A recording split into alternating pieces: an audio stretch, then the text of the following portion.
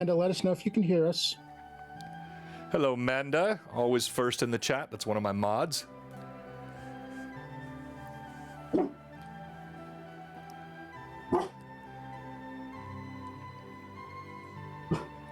Robert has a doggy.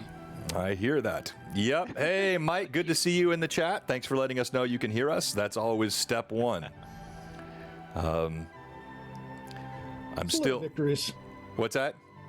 It's the little victories. Yeah, it's the little victories. Well, you know, you run super high-tech setups, and then it'll be like the dumbest thing. Like last night, I've got this gorgeous high-end gaming mouse, and the thing just like went dead on me and won't connect. So I'm still using my daughter's Ladybug wired mouse tonight. That's a cool mouse. Yeah. I swear by wired mice.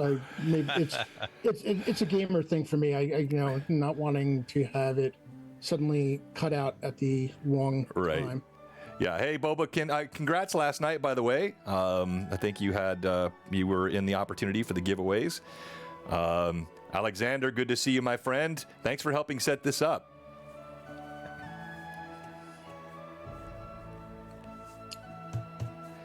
So, Rob, give us I know you talked to me a little bit, but give us a little report on PAX Unplugged and how it was. It was very large. It's one of those things where you need to go for PAX Unplugged. You need to go in with a plan, and I really didn't have one because I wasn't sure how many people were going to end up making the trip, so I wasn't sure who I was going to see. The expo hall is huge, and the map for it is not the greatest thing in the world because it's like picture one absolutely massive gymnasium, and they give you these the map that they have gives you these boxes, with a key where everything is. But they don't have any numbers anywhere on like the booths or anything. So you're kind of like sitting, it's like, all right, you're looking for the big ones on the map. So you can kind of like count the number of rows from there to find where you're supposed to be. And the fun part was the digital map that they had was upside down. Okay. Like if you were looking at the map, it depends on what door you come from. Well, no, but if you were looking at the map, at the text of the map and the way the wording was, if you were looking at that, you'd be looking at the map backwards. And it confused the hell out of me until I got one of the paper maps, and I'm like, oh, right, okay. I'm not going crazy. It is upside down. And yeah, so Low Tech actually worked on that one. Yeah, there you go. As it often will. But like all the stuff that you wanted to sign up for, you had to be there like first thing in the morning because everything was like signed up for right through the day. The only thing that you didn't have to sign up for, interestingly enough, was panels. So I got to see an actual play with some pretty big names in the industry doing a Dragonlance actual play. We were like third row center, and then went to another panel talking about playing as being bards, which I think he gave some interesting fodder for another LMA. Yeah, absolutely. Yeah, on the LMA format, Richard, we cover a variety of topics.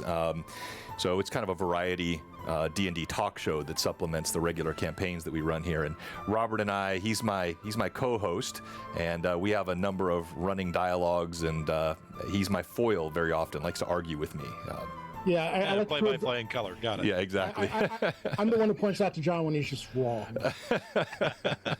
and therefore, he's like the Maytag repairman. It's happened like twice in the months that he's been streaming.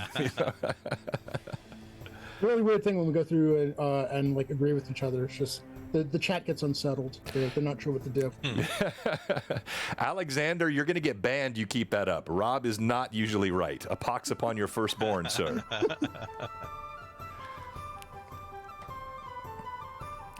Thanks for all those that are joining us early, ahead of our start time. Of course, and this is an earlier start time for us than normal. We typically go around 5:30, but we wanted to get some extra time tonight.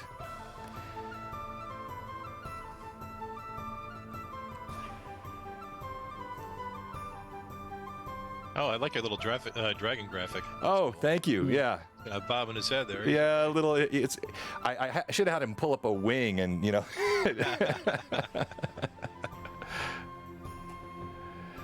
It's too early. It's not too early, Vivi. Thanks for joining us tonight. I know you worked late last night. Hey, Vivi. But your role play in last night's Greyhawk Awakening session was phenomenal, even though Anaho crushed you for Stream MVP. All right, it's 5 o'clock. Let's go ahead and kick this off. We're going to go live from audio to video in 3, 2, and 1.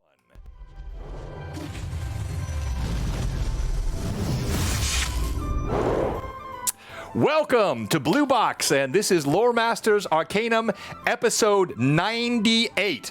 Rob, it is hard for me to believe we've done 98 of these now, and we're going to talk a little bit about that because in 2 weeks we'll have LMA 100, and it just worked out. We'll have Greyhawk Awakening 100 as well in the same week. We had a couple of cancellations that made things line up, and we have some really fun giveaways coming that we'll talk about later in the stream. But tonight, as you all know, I think I have worn out my welcome in my Discord with the number of times I've talked about how excited I am tonight. I am joined by a legend, an absolute legend. We'll introduce him in a moment, but first of all, let me introduce my two co-hosts tonight. Robert, always here with us every Wednesday night. You know him as Phantom NJ. Phantom is DM extraordinaire, real theater of mind aficionado, which we use a lot here as well, but he really goes exclusively TOM in almost all of his games, which is fantastic.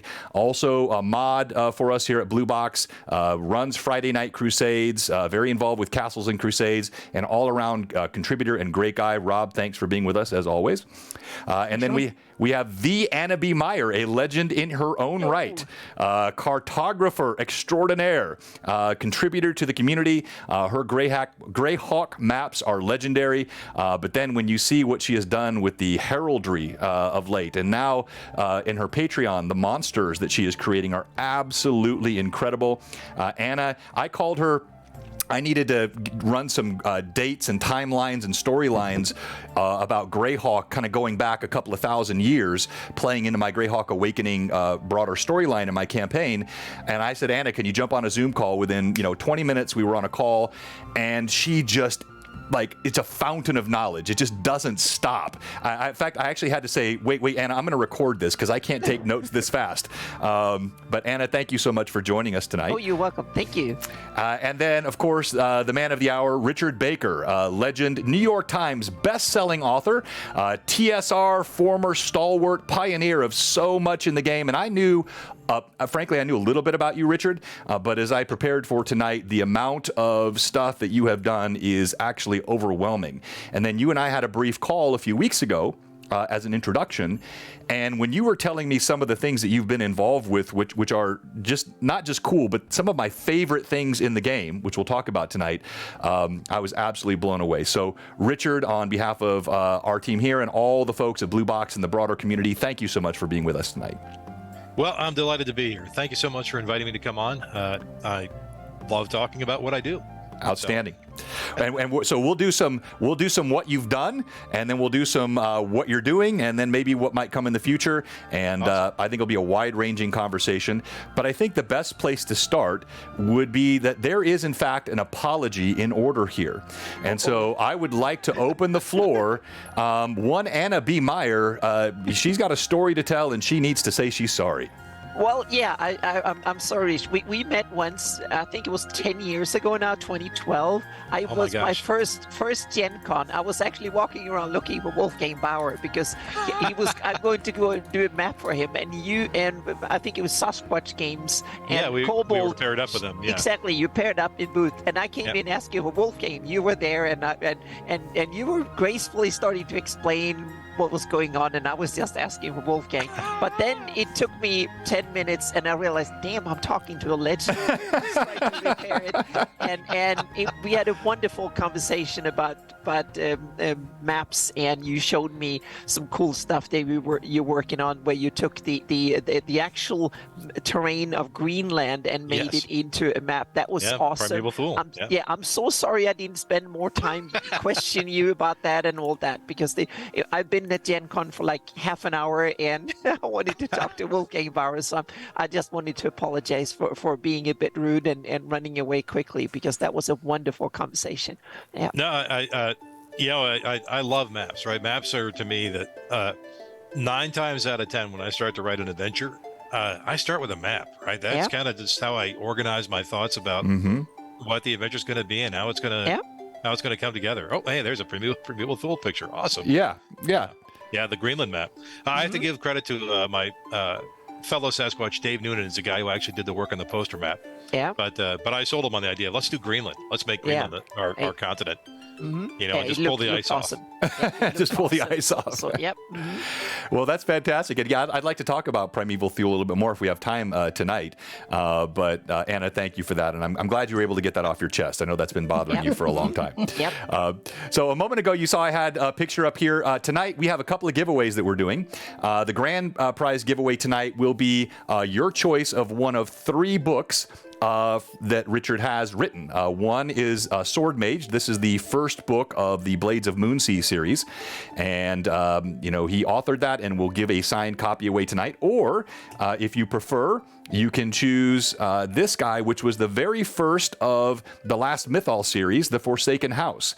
And some fun tie-ins here with R.A. Salvatore and how you got started in the Underdark writing with, the initial book as part of the Spider Queen series, and so we'll talk about that in just a bit as well. Or he also has, let me pull up your website here quickly.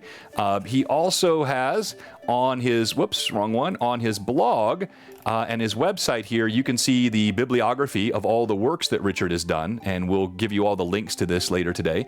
But a lot of what you've been doing lately includes military-based sci-fi stuff, which is really cool, and of course, I think is probably drawing from some of your experiences in the military. But I believe Valiant Dust is the 3rd book option that you gave us. Is that correct? Yep, that is correct. Yeah, so you can get one of Richard's 2. There you go, right there. Oh, where is it? Yep, there it is. Hey. Gorgeous. So I have it right there. So we'll do one of, we'll give you the choice of any one of those 3 books tonight as the grand prize giveaway. And then also tonight, we'll be giving away one of these Ferox Fabrications dice tubes. These are custom, difficult to see on the camera here, but the Blue Box logo engraved. They're wood. They're gorgeous. We're going to give this away tonight. And then depending on how the night goes, we may have some other special giveaways that we'll do as we go along. So with all that as introduction, Richard, again, thank you. And I'd like to start, if you don't mind, and I'm sure you've done this 1,000 times, but if you could just indulge us. Tell us about getting started in D&D circa sort of 79, what those early years looked like for you. What did young Richard Baker get involved with in D&D? Sure. I would say I started in D&D.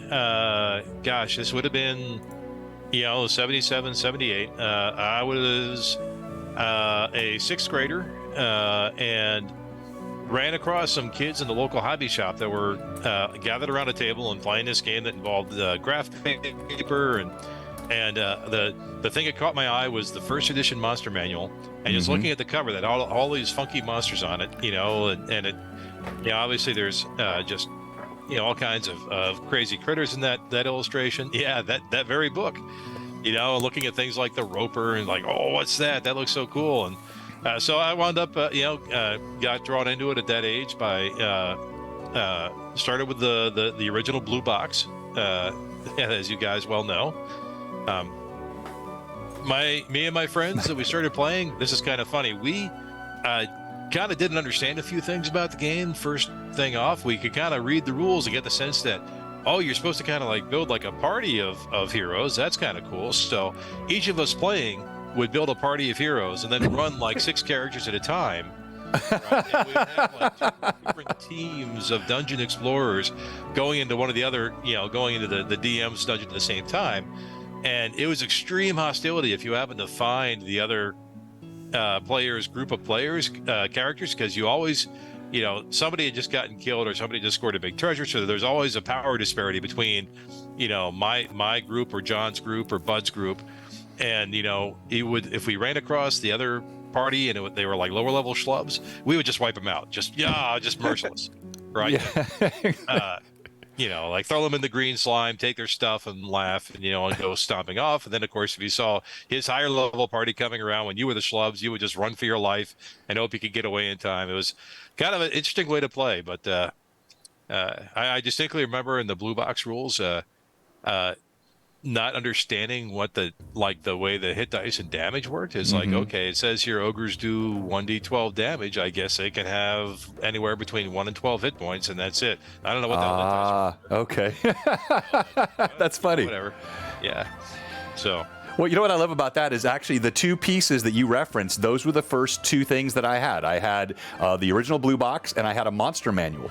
I eventually got my hands on a player's handbook, AD&D player's handbook. I actually never did get the DM's guide until I was much, much older. But I hobbled along with the basic rule set and then put in some of the AD&D stuff that I had from the monster manual and the player's handbook. But that's awesome. So so as you were playing, how long did you play before you went off to college, Virginia Tech, and then you went into the Navy? Did you play through that time, or did you stop at some point? Oh, I definitely played a whole bunch through high school. Me and my friends, we played the Giant series and the Underdark series, and then went to college and played, when I could. Fell out of the habit actually in the Navy. I know a lot of guys say they get into the service and they play a lot in the service. I never really got a chance to do a whole lot of that. But for me, when I got out of the Navy, I was on active duty for 3 years. I was sending resumes around to everybody because you're getting out of the service. You're looking for what your next job is going to be. And I literally sent a resume to TSR for the pure hell of it. So, I already just mailed 50 of these things out because this is back in the day when you actually would mail resumes to people. Right. And not just send them electronically, right? So it was a stamp every time. It was like, oh man, I hope this is killing me, But they wrote back. They sent me a complete Vikings handbook, and they said we're going to give you a design test.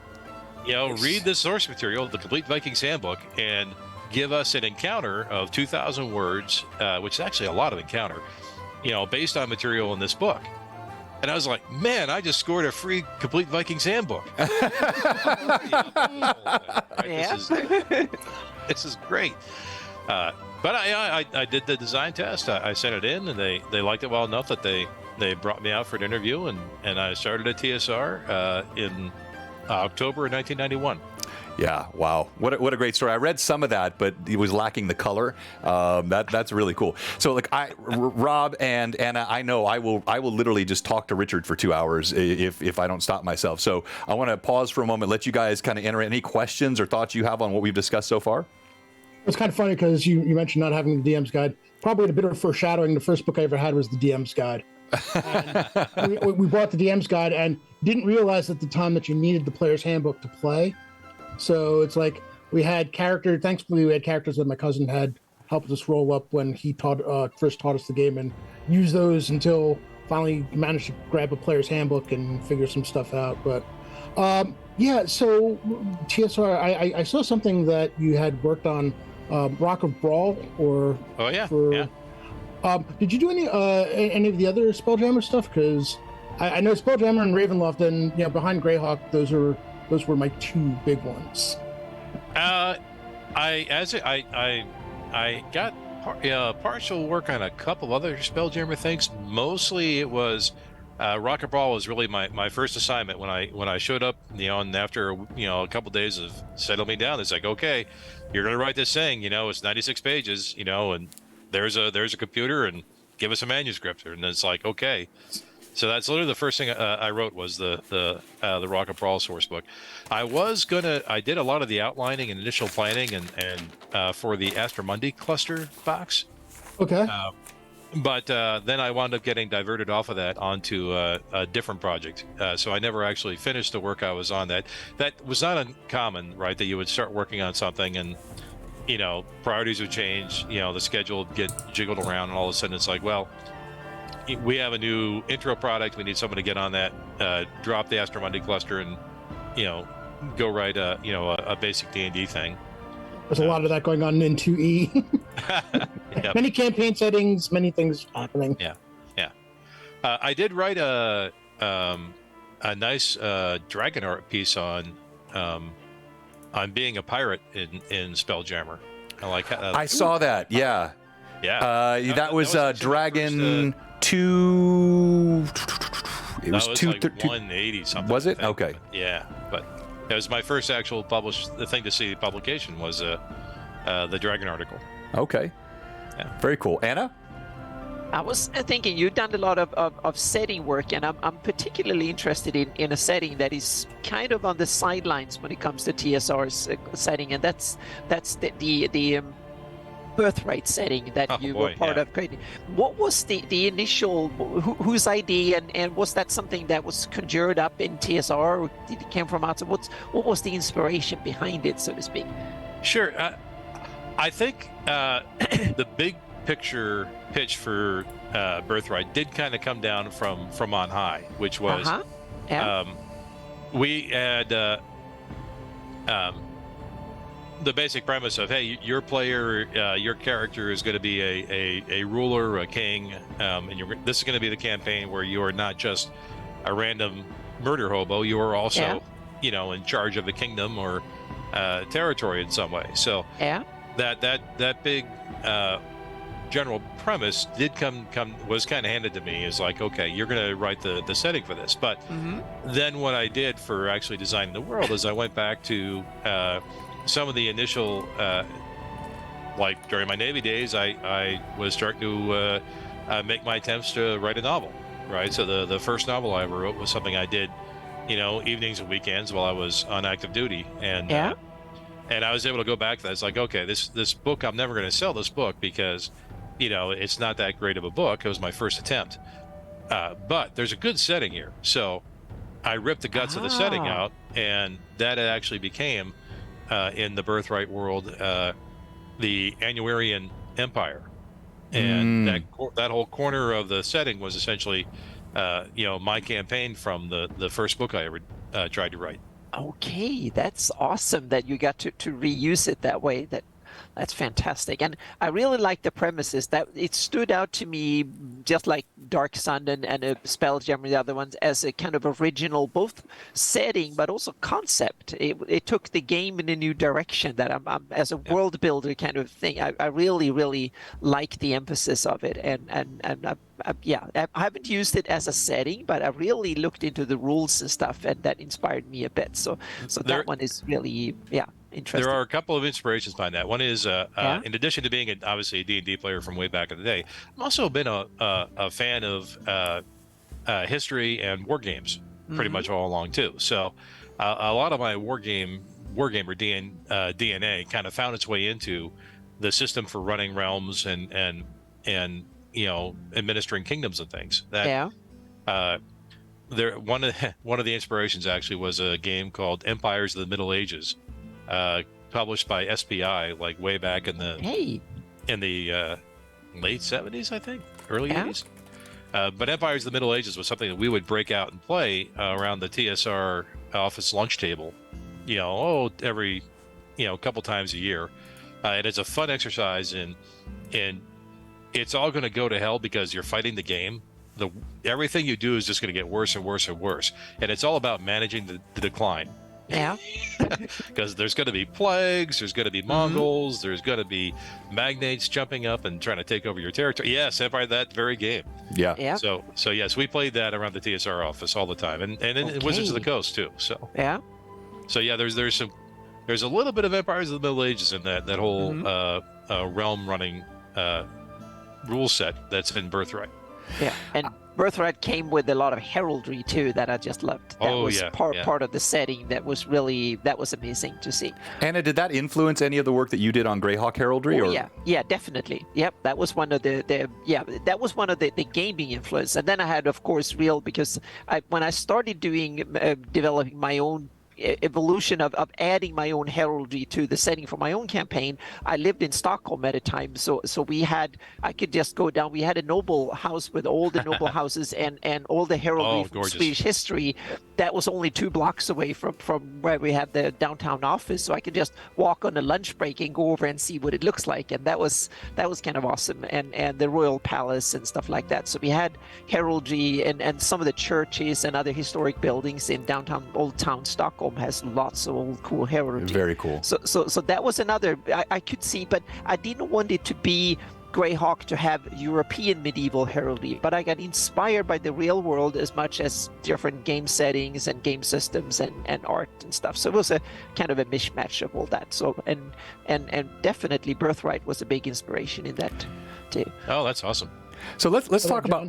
Sorry, go ahead. Amanda's pinning. Yeah, I know. I was gonna mention that. So we're getting a couple of questions. I've already seen them, and I'm jotting them down. I'm going to try to get the questions in some sort of an appropriate sequence. I love that question, Pat.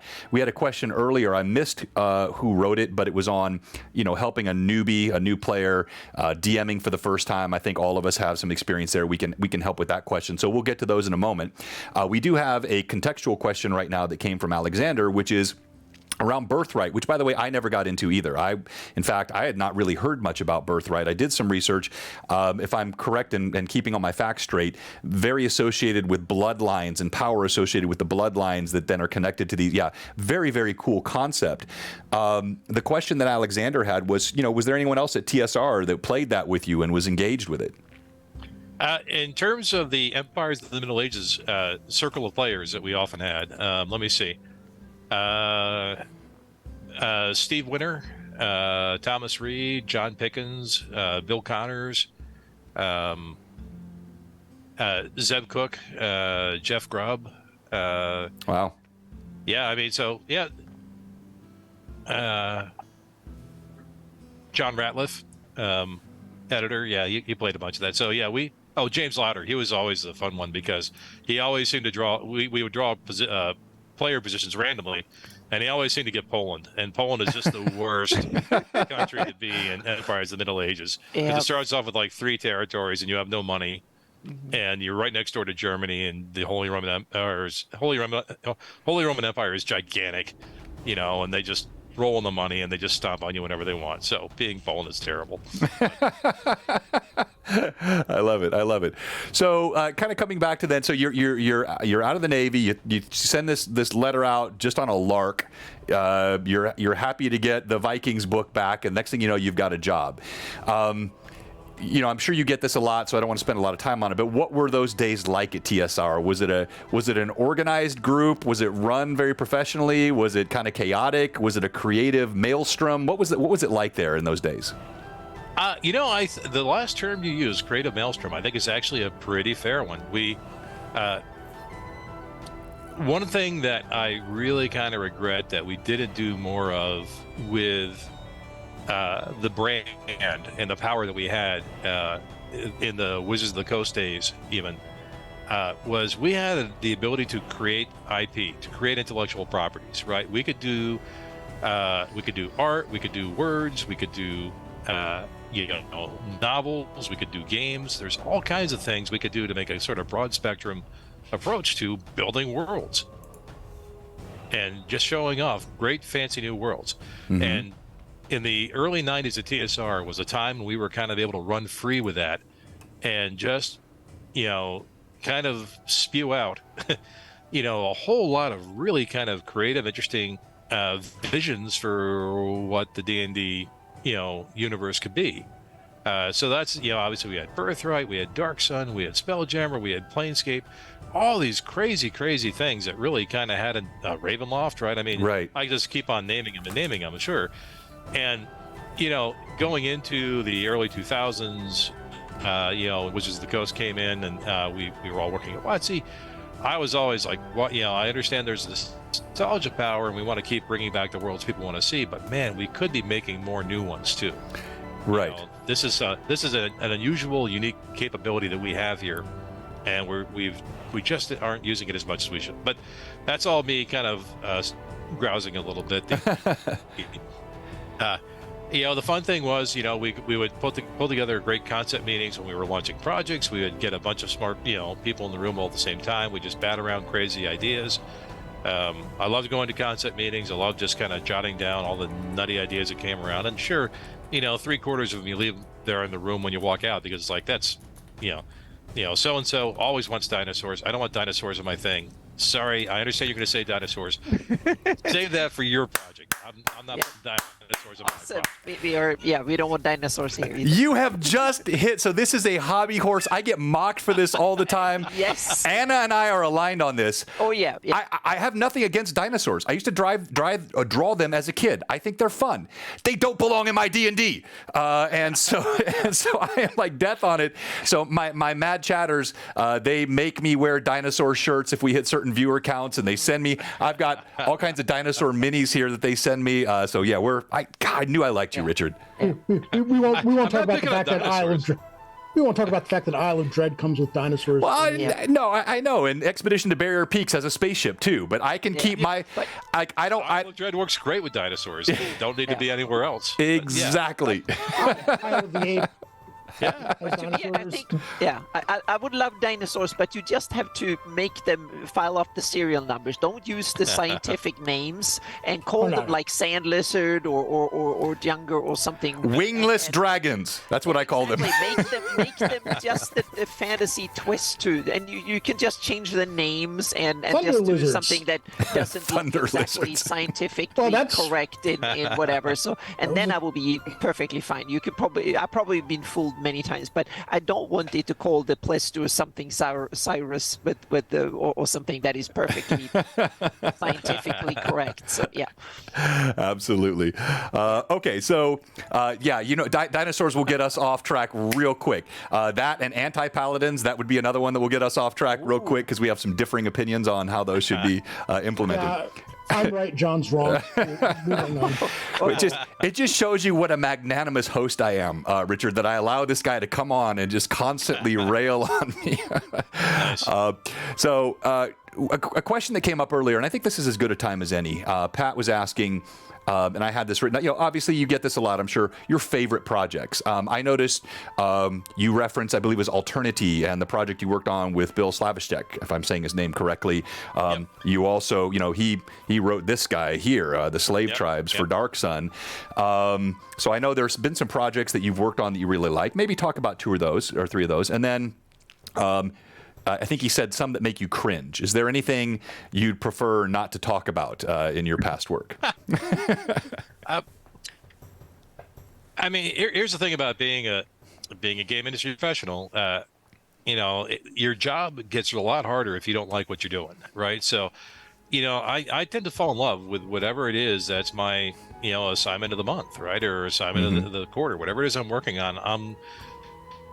I'm going to learn to love it because otherwise, all of a sudden this passion is getting turned into a job, right? You might as well be punching a clock making widgets at a widget factory, right? So, when you talk about what do you find cringeworthy now, what do you wish you hadn't done? It's like, I mean, I can look back and I can point to a couple projects where maybe I didn't quite know what I was doing yet.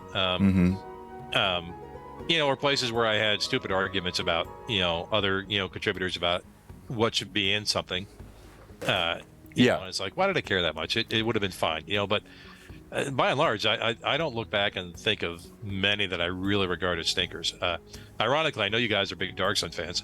I'm not super happy with Valley of Dust and Fire. Okay. It was only like the second thing I ever wrote. I think it kind of shows. There's a lot of good ideas there, but it's not really clear what you're supposed to do with it. But it is an absolutely freaking iconic cover. That's sort of King. Right? That is I didn't make the cover though. Sorry.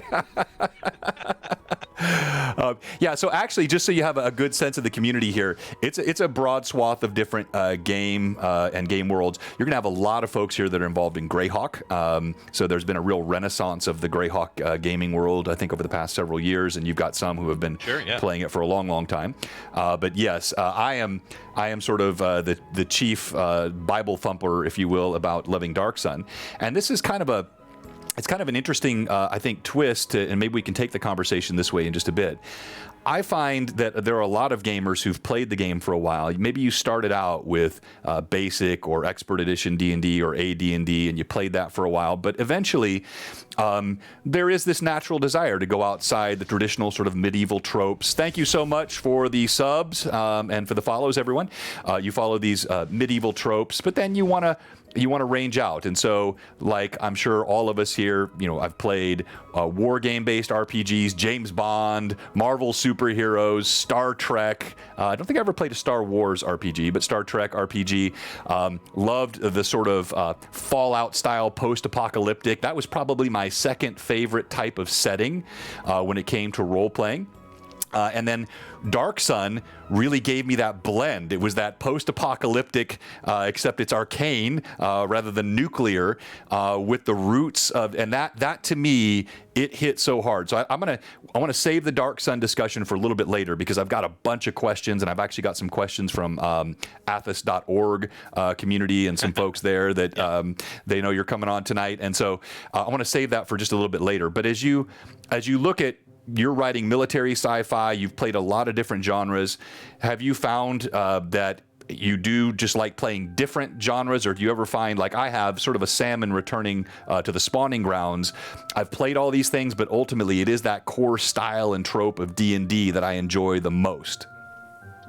I think in terms of my, RPGs and gaming, right? I do find the D&D is kind of my preferred gaming. Oddly enough, in terms of my fiction reading, right? What's on my bedstand at night. Because I was working on D&D, kind of 9 to 5 during the week, every week, every month, every year for so many years, I kind of lost my taste for reading new fantasy novels. I mean, I would pick them up on occasion, but my taste, I guess, because I just needed a change of scenery, my taste in my personal reading tended to lean a lot more towards sci-fi. Yeah. After I'd been, after I'd been in the biz for a few years, it might have been Robert Jordan too. I was with him on the Wheel of Time for about 10. Oh, were you really? I finally just gave up on it. It's like I know he's been going in circles for 5 books now. He's just marking time till he gets to that book 13 where he's going to wind it up. Yeah. Well, I think originally he thought it was going to be 12, but of course the ambliodosis took him, and then Sanderson, turned it into 3. But there were just so many plot threads to tie together. It was an impossible task for Sanderson. Like, if you had been given that job, if the late Robert Jordan's wife would have reached out to you, how would you even have approached trying to close that series out after book 10? Oh my gosh. Wow. That would be a very daunting process. I mean, because obviously, as you say, you gotta identify what the major plot threads are that still have to be resolved. There's a little rule of writing, which is sort of first in, last out. Which means also kind of drama works best, narrative works best when you have the initial problem that is the thing that kind of initially draws you into the story is also the last thing. And I'm realizing I'm gesturing with my hands. I'm looking at my little. No. Sorry. All right. Here. I'll widen you out, Richard. Here we go. Hang on. I'll fix that. I don't want you to feel constrained in gesticulation. So let's fix that. I'm good. I'll stop talking with my hands. But the idea is that if you have introduced like the first big problem in the book, it should be the last problem that you resolve at the end of the story, right? It's just a good narrative structure.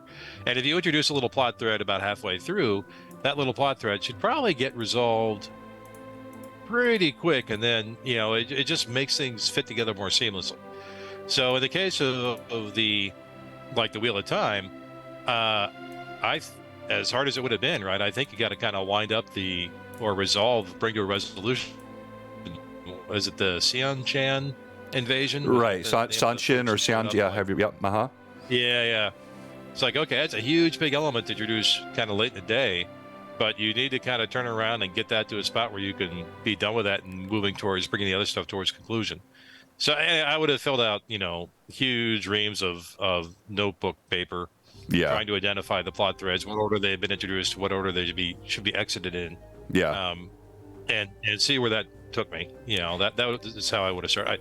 First of all, I would have told them no, I don't want to do that because that sounds like a. I was going to ask you, would you want to do it? Task, but then, Yeah. Because you know you're going to disappoint somebody. I'm confident I couldn't have done it better than Brandon Sanderson did. I suspect he did a perfectly fine job with it, and God bless him. Yeah, I think so.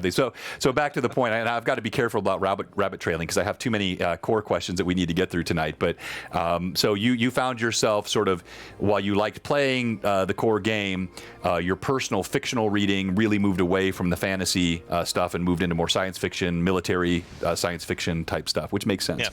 Yeah. So we have a question about the War of the Spider Queen. I believe it's Condemnation was the book you wrote in that series. Oh, yeah, sure. So I want to go to that in just a second. It's going to be impossible for us not to hop around a bit tonight as the questions are coming in. But I thought maybe first I would like to ask you, as sort of the obvious, how did your time in the military influence things that you wrote, even perhaps before you got into the sci-fi and military? Did it influence how you wrote fantasy, adventure modules? Did it influence your thought process in combat? What was your? And by the way, thank you for your service. I should have started there. But how did that influence your writing? I think the two big influences I would say are that I do pay attention to why people try to do things in terms of like military campaigns. Right? There are a lot of times it's like, well, let's ride off and go do this thing. It's like, what are they trying to achieve there? What's going to happen? Why aren't the bad guys just going to march over there and punch them back? Right? You got to have a bit of a objective to what folks are trying to do. Obviously, serving in the U.S. Navy in the late 80s and early 90s means I didn't spend a lot of time swinging a sword or shooting a bow. Right, right. They're a little bit more advanced in that. So how much that really kind of feeds back to, to writing realistic medieval combat, I couldn't begin to tell you. But I will say this, being the guy who knew something about Navy and naval history, anytime anybody was ever writing anything about boats, I was always the guy in the office that would come to and ask me about it, and be like, hey, what do you do when if we want to like blow ships up at a distance with like big catapults on your ships? It's like that didn't happen. Right? Yeah, they would have little catapults or little ballistas every now and then that they shoot ships with. But if you want like broadsides blowing ships to pieces so they would sink, they didn't have that until they invented gunpowder. And even then, they didn't really have it until they lined up a whole bunch of big cannons on a boat all at the same time. When you're talking about, the 1500s, if you want, Vikings to sink other Vikings with catapults, they don't do that. So I was always the guy who was kind of being that this is why if you want cannons and pirates, we should just have cannons and pirates. If we don't say that they're going to replace them with catapults and it'll be fine. That's just kind of silly. That there's no basis for that in the naval history, if you're asking me for my opinion on that. No, I'm with you, and I'm even I don't mind campaigns that introduce gunpowder, but I generally try to stay away from that in my fantasy games as well. But very, very cool stuff. So I think what you touched on there at the beginning, where you're referring to sort of the causality and trying to create a sense of real connection and reality to why. But why would an invading force invade? What would be the motivation behind this? What's connecting? Very similar to dungeon ecology. You look at some of the early dungeons in the game, and you have bugbears next to lizard men, next to a gelatinous cube next to it, and there was really no continuity or coherence to the dungeon ecology, and that evolved over time. Anna B. Meyer is someone that I think best exemplifies in her games sort of thoughtful cause. Anna, just share with Richard and the team here a little bit about how you think through why things are the way they are, down to very, very minute detail. Well, I take the example of the zombie goats that I gave away to my patrons and stuff a little bit. And that was I run the campaign set in Shieldlands against IUs. And I was thinking that, okay, what if we have in IUCN priests that clerics that they are simply the occupying force? They are sent out in remote villages somewhere to keep track of all the villagers, making sure that they can send. And since it's an evil empire, IUC wants the resources sent to him so he can wage wars and stuff. So I guess the IUCN clerics, they have two main purposes. One is to gather resources and send up the food chain, so to speak. Otherwise, someone will come and question what the heck, they're not doing their job properly. The other one is to make sure that the population doesn't revolt or run away or anything like that. So they need to keep track of it. So they have that kind of horrible task of being middle managers in the most evil sense of possible, so to speak. So what they probably would do is starting to realize that what if we can automate or simplify the kind of surveillance of the citizens and herd them in properly, and then also send resources. And up there, this is an area of Greyhawk where the climate is getting tough and stuff like that, and agriculture is not that much to brag about, so to speak. So one of the things some smart entrepreneuring IUCN priest figured out, we have lots of goats. What if we can instead take part of the goat meat and stuff and send that up the food chain, and then animate them, making them undead and making them run around and be a menace to the population, keeping them in the village at night.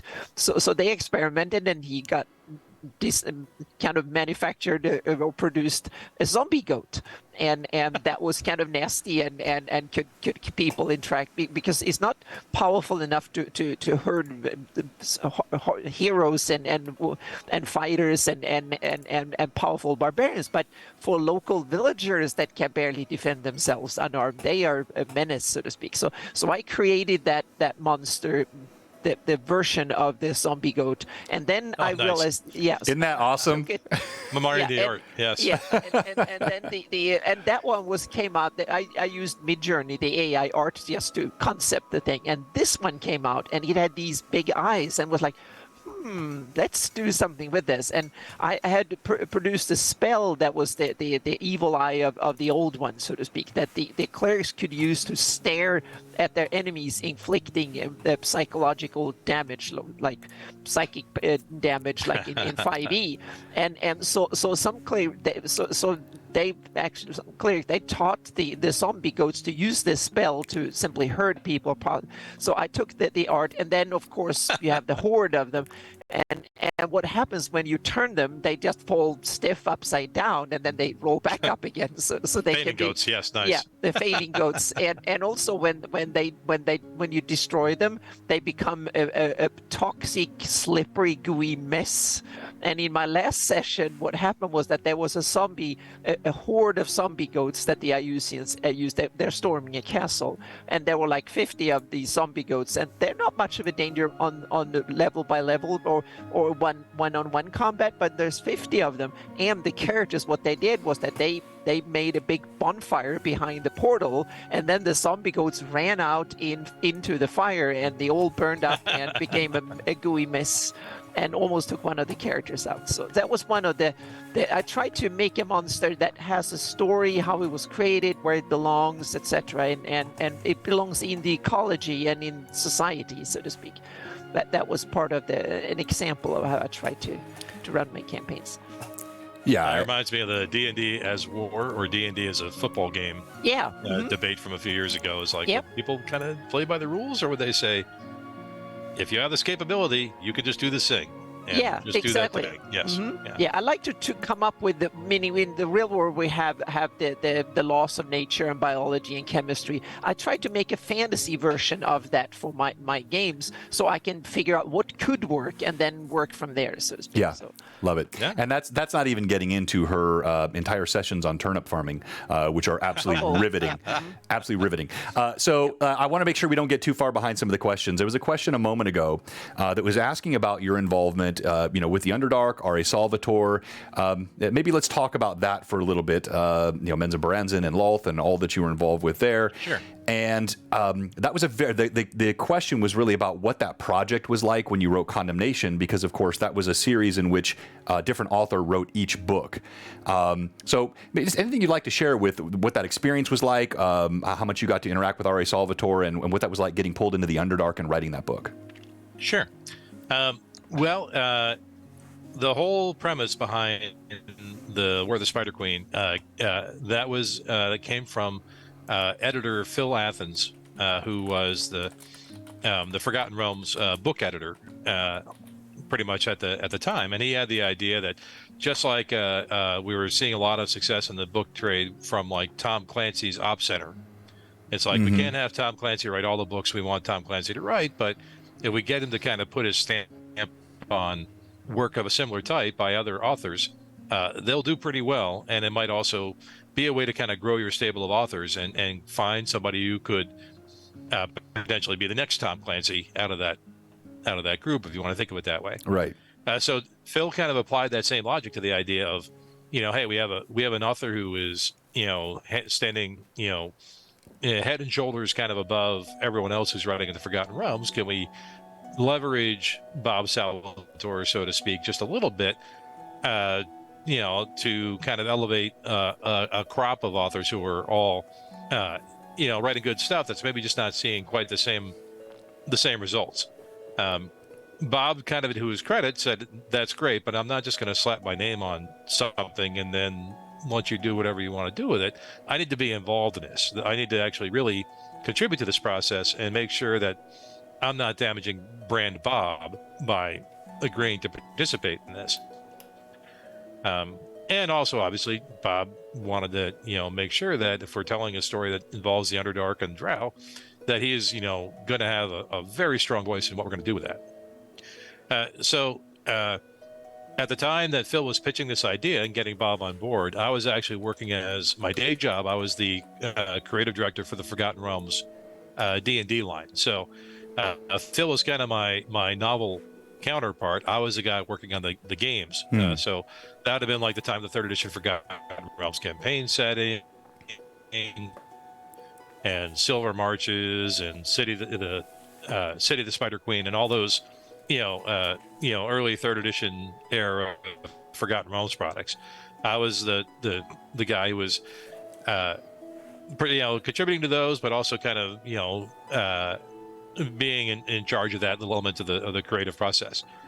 So I got to sit in on the discussions with Bob and Phil and a few other folks as we were discussing where the Spider Queen was going to be, because I needed to be aware of what was going on from the point of view of the guy who's working on the game side of things. How are we going to support this? How are we going to tie into it?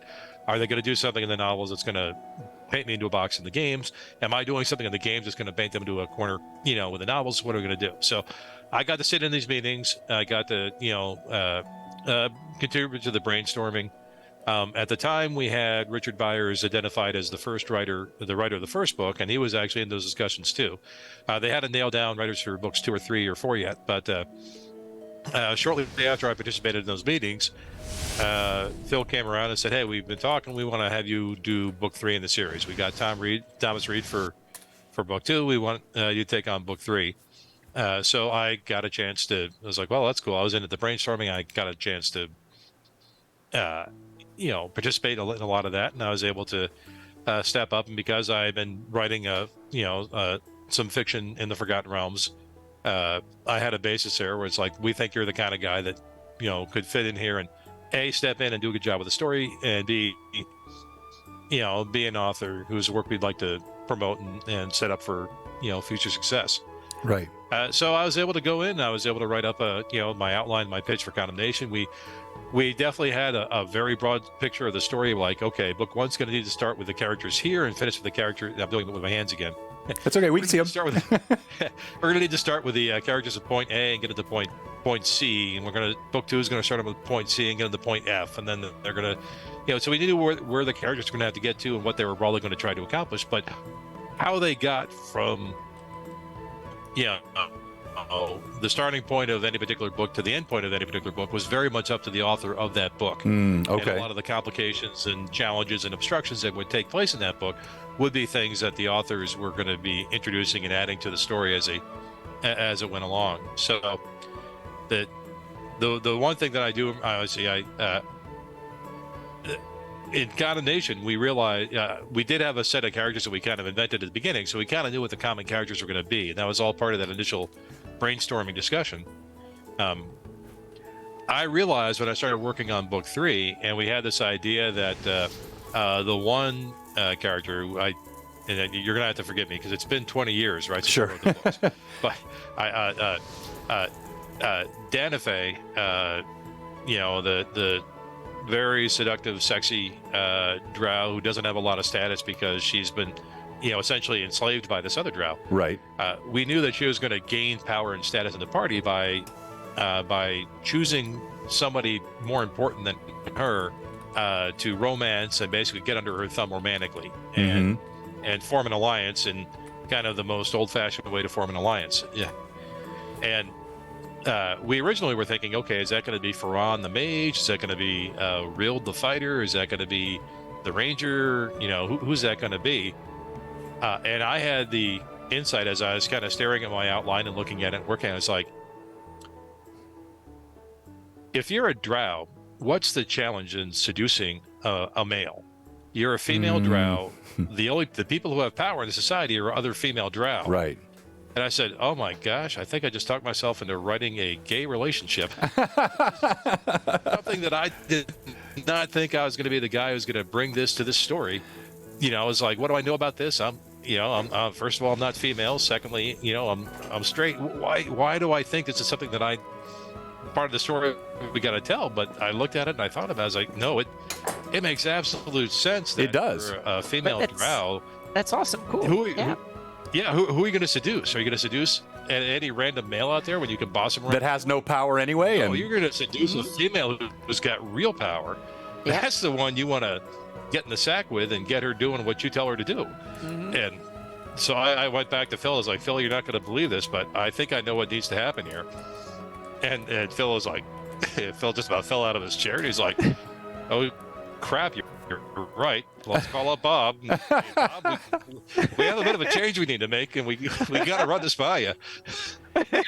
No, I love that because it's also it's so organic. It makes sense in the setting. It's not something that you're shoehorning for some other. It makes perfect sense. I love that. Yep.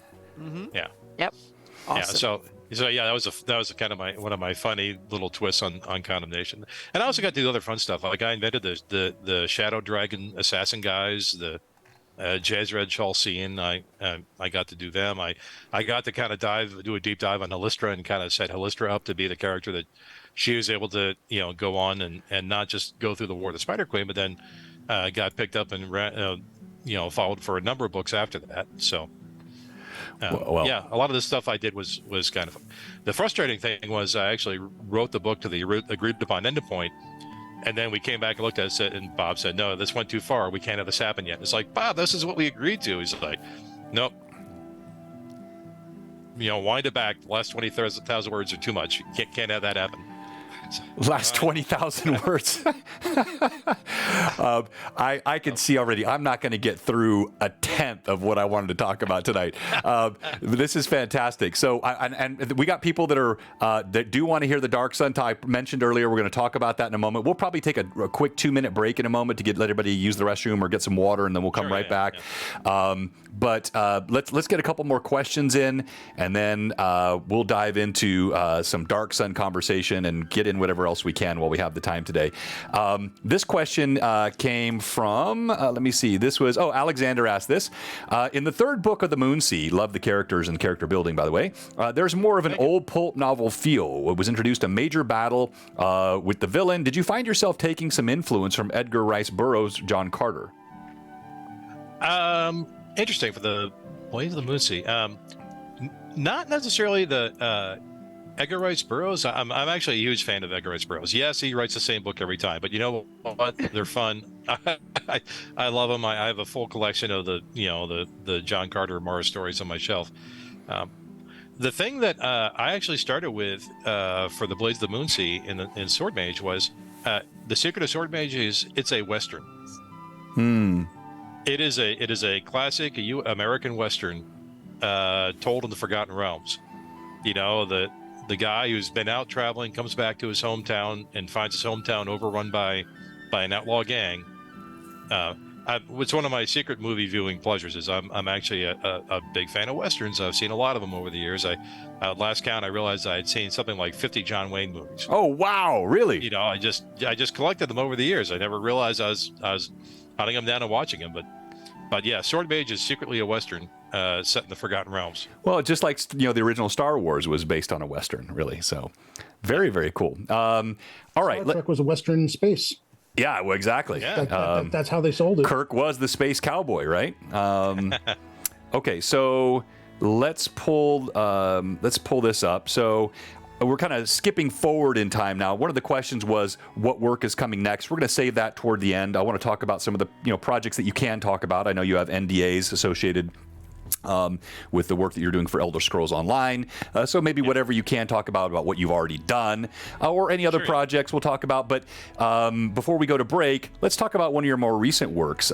You were involved with Lost Mine of Phandelver, and tell us what your creative portion was to this. Did you write the whole thing, or were you a co-contributor? How did that work? I was. This is shortly after I parted ways with Wizards of the Coast. Unfortunate truth of this business is you're in this business long enough, sooner or later you're going to get laid off. It just happened. So Wizards decided they could no longer afford to retain my services. The fools. Right at the end of 2011. And but a year or two later, I was still picking up freelance work for them. And they came to me and said, "Hey, we'd love to actually have you contribute to the D&D, the 5th edition D&D starter set." And the thing specifically that they wanted me to do was they wanted me to write the adventure that was going to be in the book. So I did. I'm the guy behind Lost Mine of Phandelver. Now, I will say that Chris Perkins also contributed and helped out and did a lot of the polish pass and development afterwards. But a lot of what's in Phandelver is basically, kind of all my fault. So. To your credit, it is. I loved it. I don't play a ton of 5e, as I mentioned. I kind of prefer an amalgam based on 3.5 as the core, but I played it in 3.5.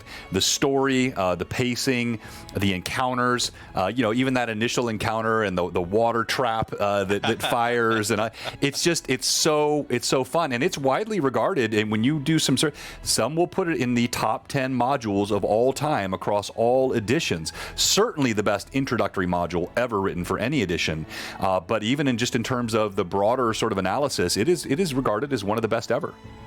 That's got to be gratifying. I'm very humbled by that, and it's. I'll tell a funny story about it. At the risk of pitching another channel, I came in and my daughters were. This is years ago. They were watching. Something where someone had done an animation of the Black Spider, and this was oh my gosh, I can't believe I'm forgetting the name of it now. Adventure or something. Wow, never mind. Okay, it's a silly story, but I was going to say I found my daughters watching people talking about the Black Spider and going on about the Drow villain and just having a blast of a time playing with it. And I looked over their shoulders and I was like, I wrote that guy. I wrote that character. And my daughters just about fell out of their chairs. It's like, what? You came up with the Black Spider? It's like, yeah, that was me.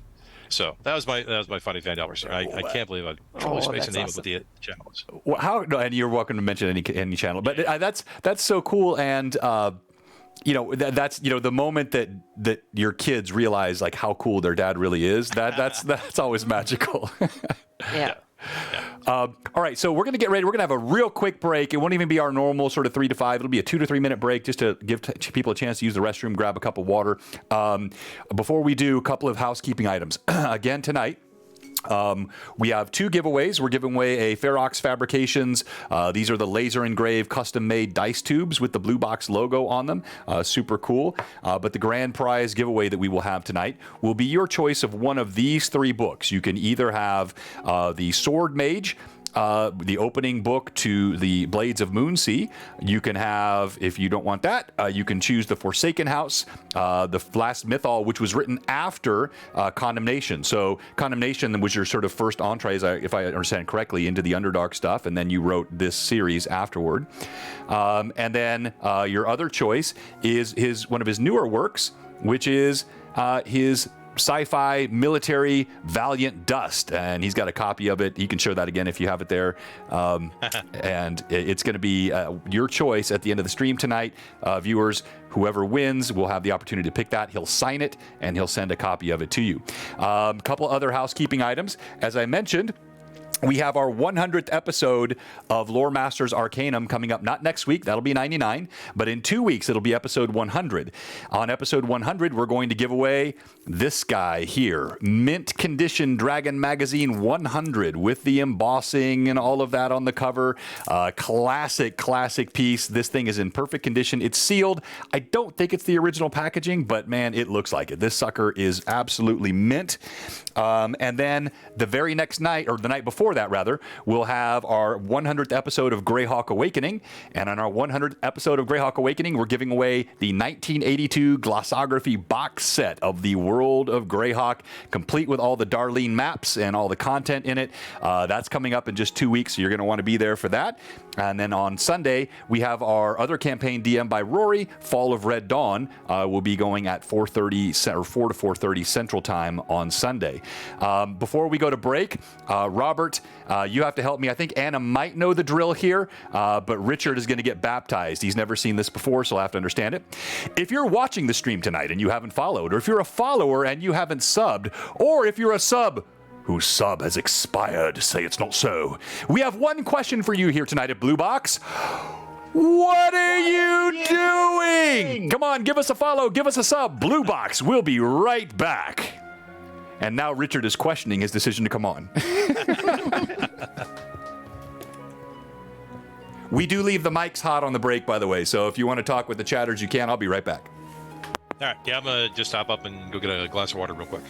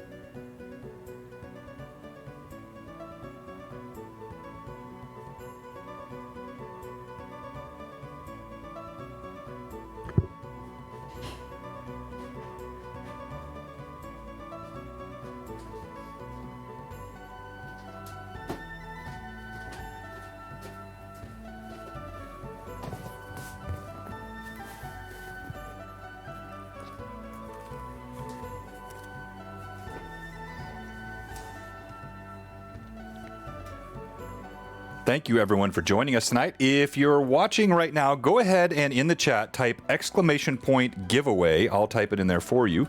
And we'll do our Ferox giveaway here in just a couple of minutes when we come back from the break. And then we'll be drawing, we'll pull 4 or 5 names. Richard, do you have a D20 there?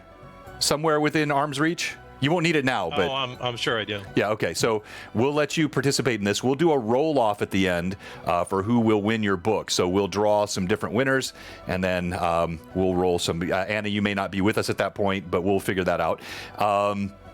And so type, yeah, there you go. In the chat, type !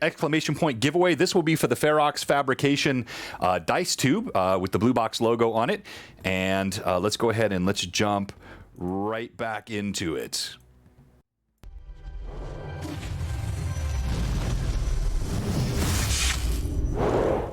All right, so we're back here with the one and only Richard Baker.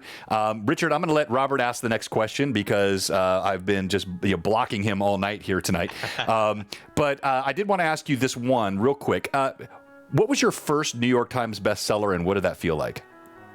First and only was Condemnation. Okay. Obviously, yeah, it's a big honor. It's something that. It's a strange thing to be able to say, hey, I've been on the list. I will say, people assume that you've written a best-selling novel, so you must be absolutely rolling in money. Just by purposes of comparison, one of the Harry Potter books came out the same week Condemnation did, and I had read that Amazon took an order of like 2 million copies of whatever the Harry Potter book was at that particular time. Right. And I figured that Amazon was, maybe like, X percent of the channel, like, maybe as much as like 40% of the channel or whatever. And I did some math and I did some calculating and I realized, okay, well, if you want to know the differences between number 1 on the bestseller list and number 30, what I get to, I think I got to 32 on the list. It's 3 orders of magnitude. She sold 1,000 copies of the Harry Potter book. For each one of Condemnation I sold, and we were both on the bestseller list at the same time. That's the difference between number 1 and number 30. That is a great story. Okay, so we're gonna pivot to Dark Sun. I'm gonna let Robert have the next question, but I do have to get into the impact that you've had with classes and feats because I thought that was so much fun. So while you're thinking about that, some of the things that I'm thinking of, we talked about in that brief conversation. Yeah. Robert, why don't you go ahead and let us know anything you'd like to ask? So for like Forgotten Realms, and you can, as far as like Athos for Dark Sun, what were your favorite parts of those campaign settings? Oh, favorite parts. I would say in Dark Sun, I liked the little strange wild places that just had very little explanation. Like places like the Mud Palace. Like, hey, here's this random forgotten palace in the middle of nowhere that just has this geyser of mud just shooting up out of it, and nobody knows why. So the idea of we mentioned Edgar Rice Burroughs earlier. There's a lot of stuff in Dark Sun that kind of bumps around the idea of like, oh, those dead city, those forgotten, abandoned cities of the dead sea bottoms of Barsoom, right? That somebody important lived here a long time ago, and this was once a mighty city, and now it's completely abandoned and gone, and nobody even knows who the people were who live there anymore. The parts of Dark Sun that kind of picked up that vibe and just let you really kind of run around in the wilderness and be like, look, here's this amazing thing that just been totally forgotten about out in the wilds. I mean, the city states are fun, and they're all the the anti-tyranny stuff of figuring out how to deal with these horrible sorcerer kings is great. But I loved the feeling of the parts that made me feel like it was a ruined world that you had forgotten its history. Were all the little random sites and throwaway adventure hooks of right. Here's this spot, here's that spot, here's this other marvelous thing that no one can explain. Those are the fun parts of Dark Sun to me. And those are the parts I always emphasize when I wanted to run a Dark Sun game. And what about Forgotten Realms?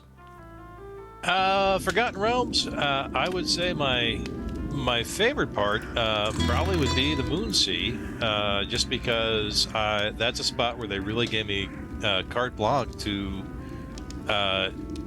take a little corner of the world that had never really been looked at in a ton of detail and just really kind of dive in, right? That my Sword Mage Blades of the Moonsea series started off in a lot of ways as here's my notes for a little micro setting of just a town, just the little valley outside the town, and I settled on Holberg as this kind of throwaway spot that we got only about 1 or 2 paragraphs ever anywhere in the Forgotten Realms source material, and just started spinning it out and detailing it and saying, what's the ruling family like? What's their story?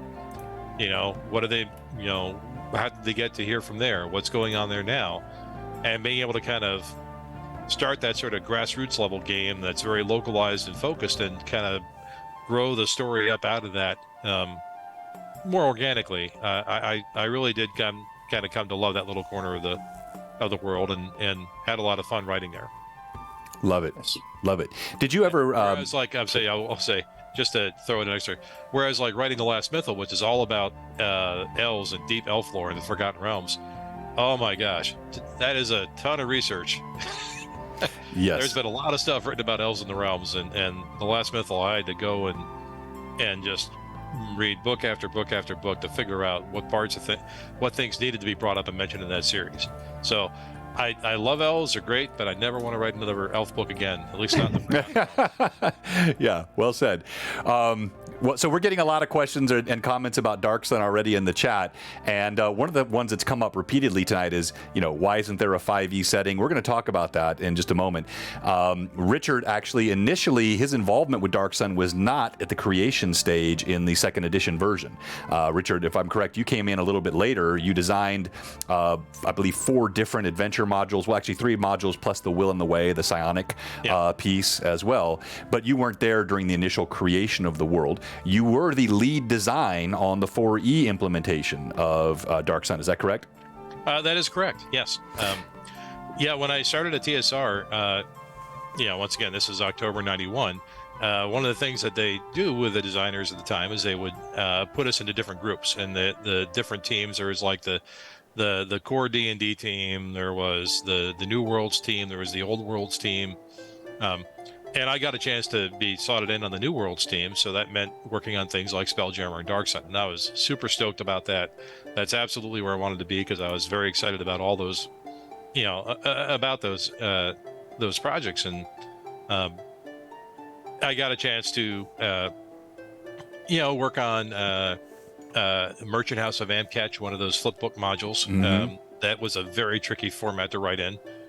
That was a oh my gosh, those are difficult to figure out how to write those well. I've got some of those right here in this box set. And do a source book like Will and the Way to kind of really expand what sort of psionic powers are available, and very nice. Yep, that's great cover. Always loved that one. Yeah. Brahm was so good. It still is good, I should say. He hasn't like he stopped. Rob Ruppel on that one, I think. But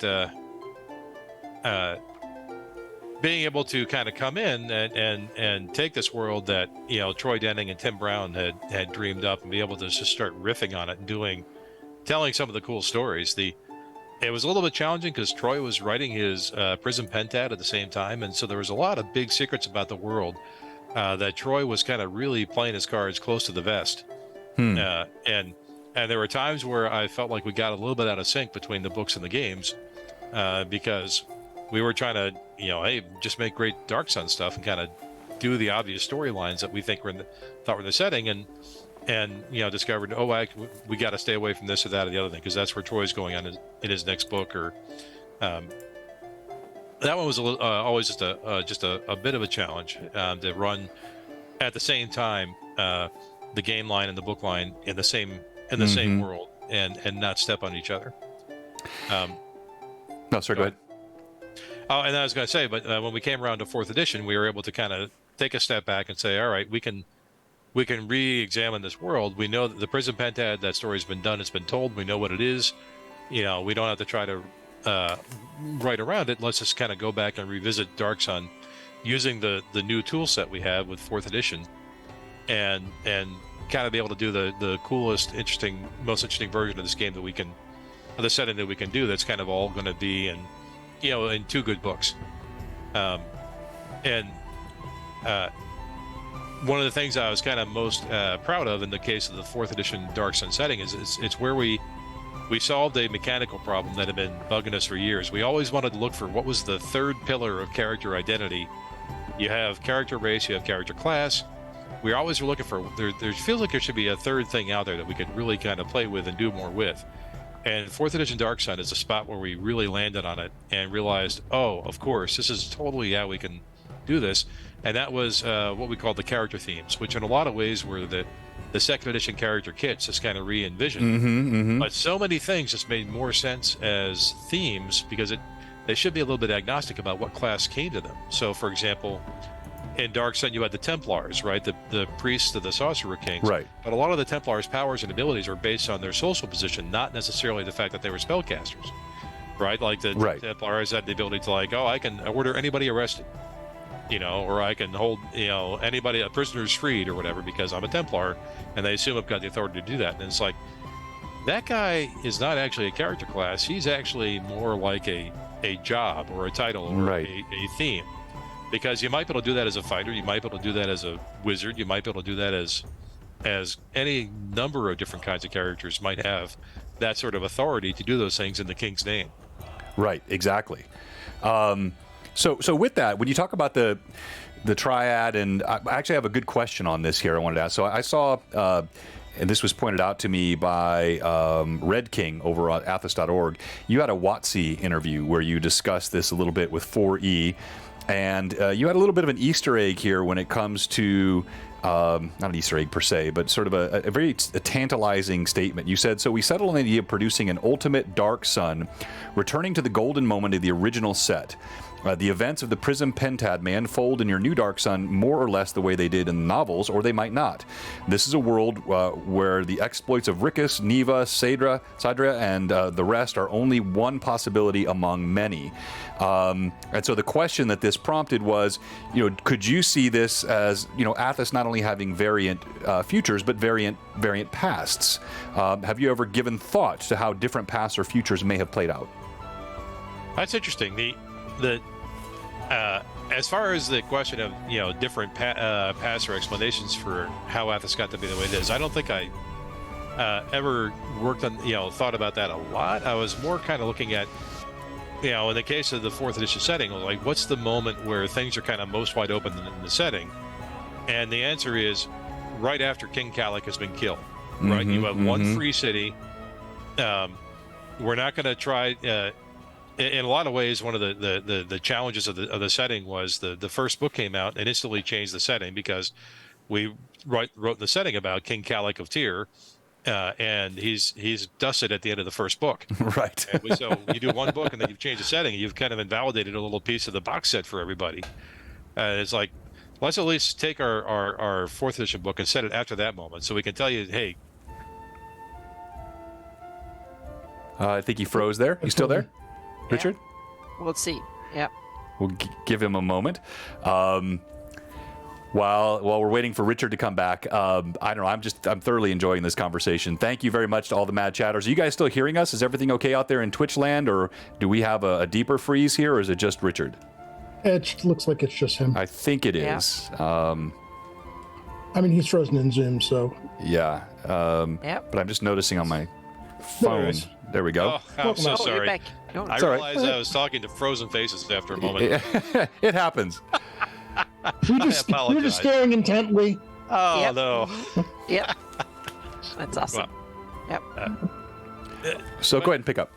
Yeah, I'm not sure exactly where I dropped out of, but one of the things I came to realize in terms of running or managing the narrative of a D&D world that also has a lot of history around it, a lot of product that's already been done that tells you here's one way the story is going to develop, right? Like imagine the Forgotten Realms, where that if you set a game in 1350, you've got the Avatar Crisis coming up in a few years.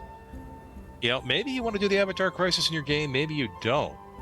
But I think the right thing to do, and probably the best thing to do with a setting like, for example, Forgotten Realms, would be you pick a spot, you say, here's what the world is as a snapshot. There are books and adventure modules and things that kind of come after this point, which you may choose to incorporate in your campaign. You might have these events come true in your campaign. You might decide to follow the book, so to speak. Or if you decide that there's some of them you like and some of them you don't like, don't incorporate the ones you don't like. Just stick with the ones you want to make a part of your game. And I think that's an approach I wish we had thought of a little bit sooner.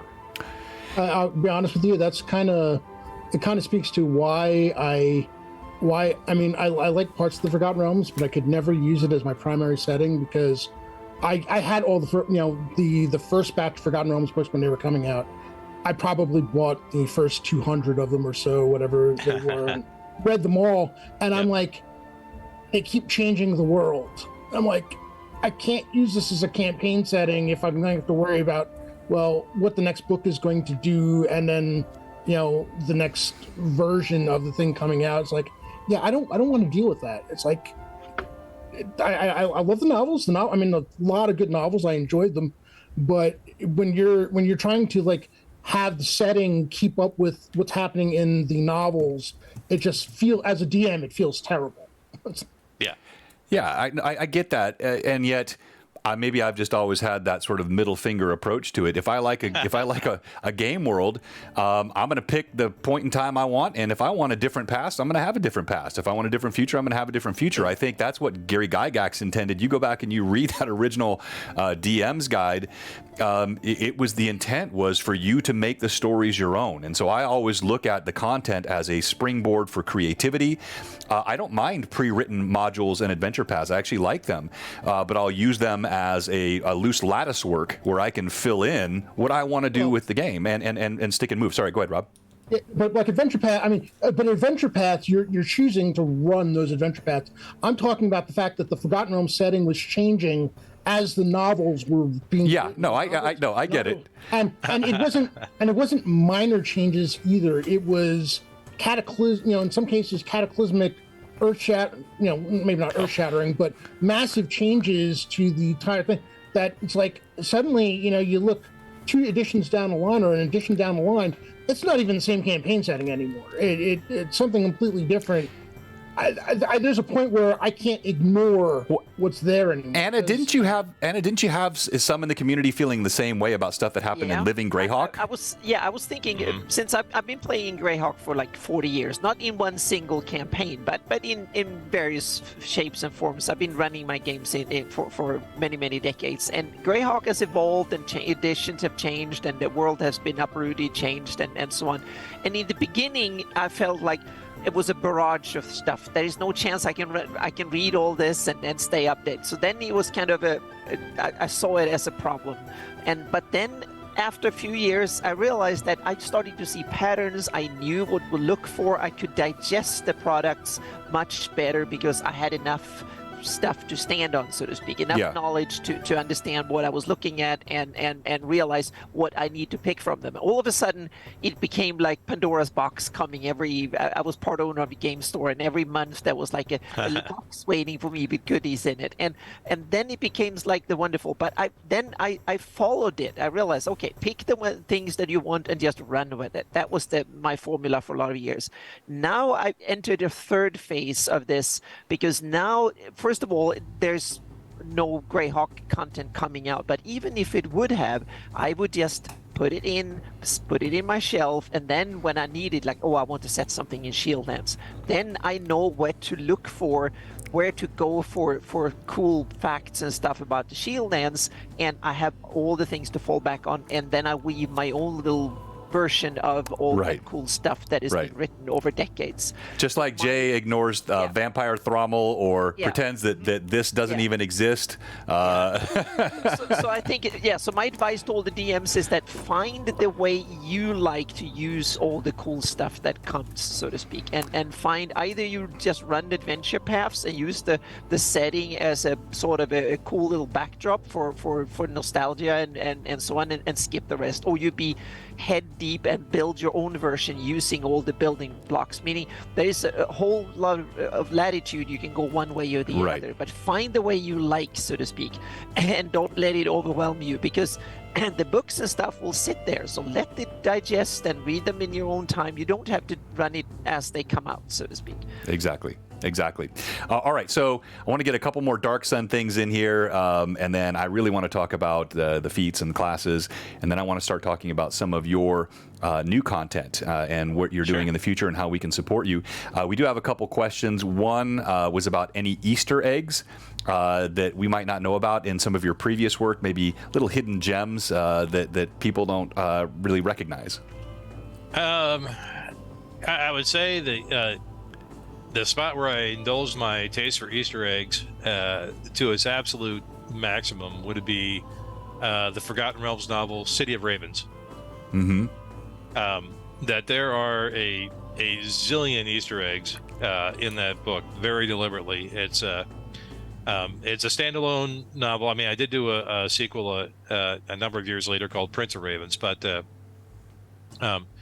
City of Ravens includes things like, I mean, just, you know, the character at one point, you know, shouts, "Take that, you fiend," when he casts a magic missile at somebody. And it's like, that's a reference to the old Tunnels and Trolls game, because Tunnels and Trolls had a spell called "Take That, You Fiend." Right? You know, there was a character named Gleepwerp the Eye Biter. Like, he rents a house, you know, that was formerly owned by Gleepwerp the Eye Biter, which is a stupid name. But Gleepwerp the Eye Biter is one of the character names that appeared like in the pre-generated characters for Expedition to the Barrier Peaks. Ah, right? okay. So if you read through the City of Ravens, that's a spot where you know, there's like 50 of those sorts of references just kind of buried here and there in that book. Love it, love it, love it. We're going to come to that question from you, Alexander, in a moment. Let me ask another Dark Sun question. I thought this was interesting. So the question was what you think about how easily the dragon was killed off in the Cerulean Storm, and how you think the fight between the dragon and the people attacking the dragon's sanctum would have played out. Wow. I'm going to have to actually kind of take a pass on this one, to be honest, because I'm going to tell you the truth. I haven't read that book in, probably, 25 years at this point. Unacceptable, Richard. Unacceptable. I just don't recall any details about, how the fight went. I mean, I think there was something about Sadeera being a sun mage and drawing her power directly from the sun, and that really kind of helped, face down anybody. But the details, I just don't remember them. I'm sorry. All right, we'll let you off this one time. But actually, no, that does beg. I mean, again, so many questions. But one I had is, as I was researching, I mentioned this at the top of the stream to prepare for our conversation tonight. I was literally overwhelmed by the volume of things that you've worked on: board games and different adventure settings, video game settings. You are prolific as a content generator, which is one reason it might be hard to recall a detail from something you wrote 25 years ago when you've written so stinking much. If you're talking to other content creators out there, authors, what has been your sort of secret to staying so productive? Where do you get your inspiration? Wow. Secret of being productive, I think, is just coming in every day and plugging away at it a little bit at a time, right? There are going to be days you sit down and, you might occasionally have a 100-word day where you only manage to write 100 words. But if you struggled for 8 hours to get those 100 words out because they are the toughest 100 words in the project you were working on, that might have been time well spent. Right.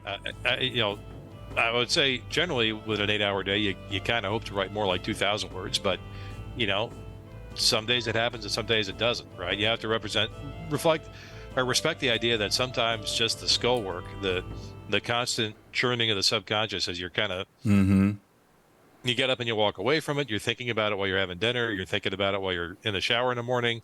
Something is just kind of always percolating away in the back of your head about it. But just being a pro and showing up every day and saying, I'm expected to do this. I'm gonna get it done. Don't be precious about what you write. Sometimes it's better to, when you know it's not exactly right, just kind of put something down, right? That something is better than nothing, always. Yeah. You might recognize, I'm going to have to go back and fix this later, but right now, let's just advance the story. Let's make some progress. Let's put something down here. Because I've often found that I go back and look at something after I don't like it when I'm working on it, and I come back at it a few months later and I look at it. This happens all the time in my fiction. I look at it a couple months later when I'm doing my reread to kind of look for typos, and it's like, actually, this isn't so bad. This is okay. Yeah. Right? I'm kind of happy with this, right? It's just, Yeah.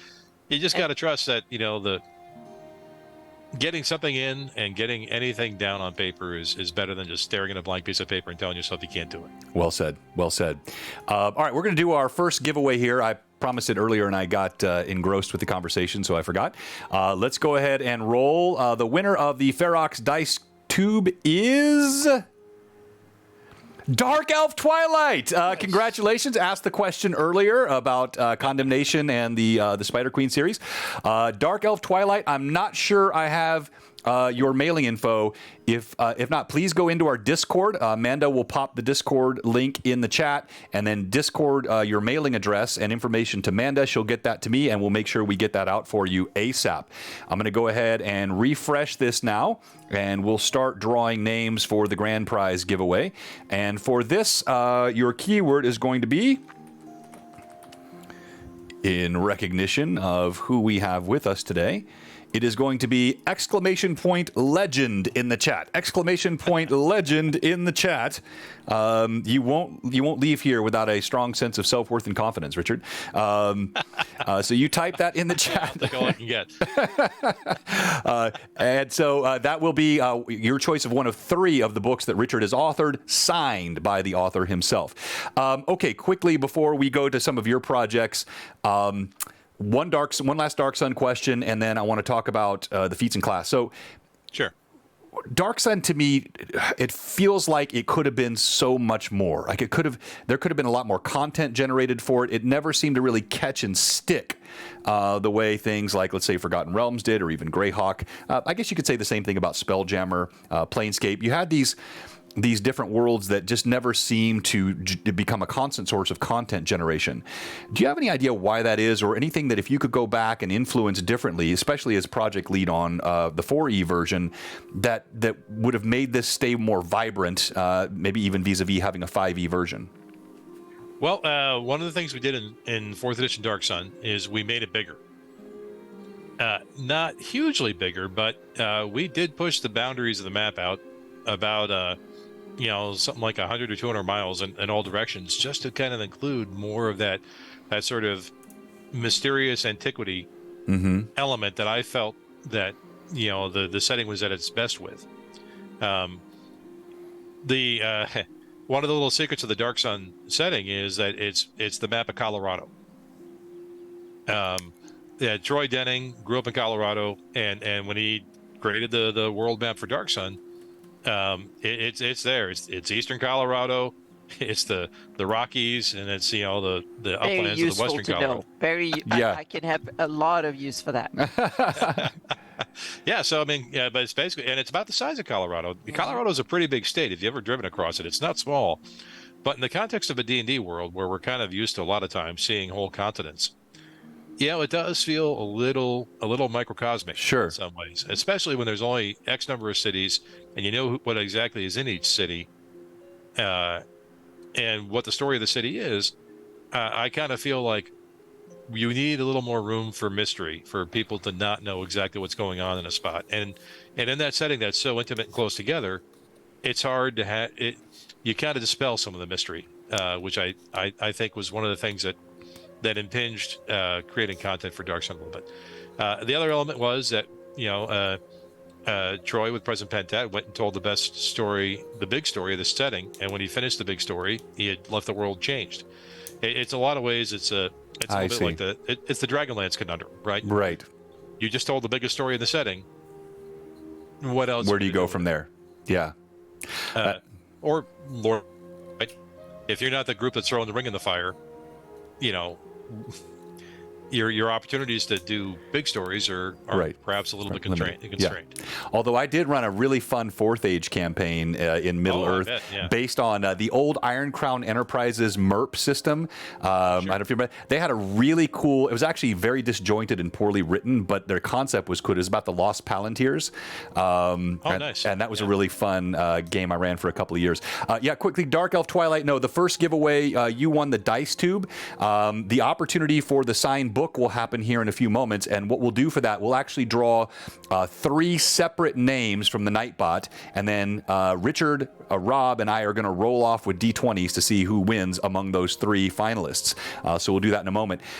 Richard, I said my last one, but I have one more. This is actually, for me, the most important one, Dark Sun question.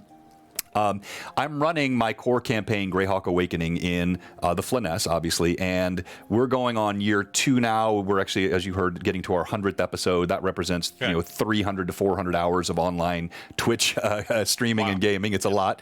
And there's going to be a book 3 to that. So I'm in book 2 now. Book 3 is going to be based in the Sea of Dust and the Dry Steppes, which to me is the closest analog to Dark Sun in the Flyness. And I know there was, maybe you can share some influence to Dark Sun. For example, things like Thri-kreen already existed in the Flyness and in that area.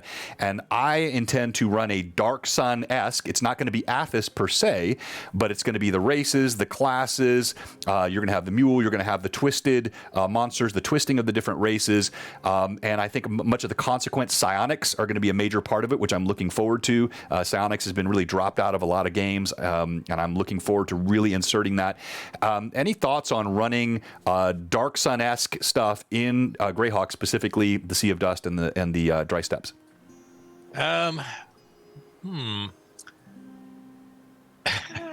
That's a stumper for me. I don't know. Any thoughts on that? I mean, it sounds cool. I want to play it, right? I mean, but, you heard it here first. Richard will be on with us every Tuesday night next year.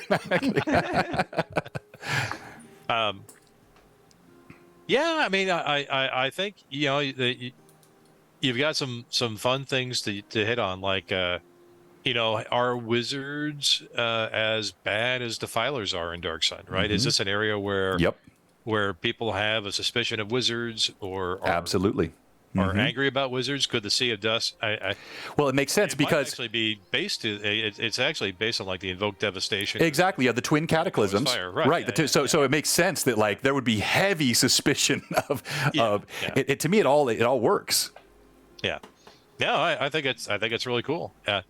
And there's going to be an interesting little border area too, right, where you're going to have the sort of changeover between sort of more conventional Greyhawk setting is like, hey, wizards aren't a problem here. What's your deal? Why are you giving us that look?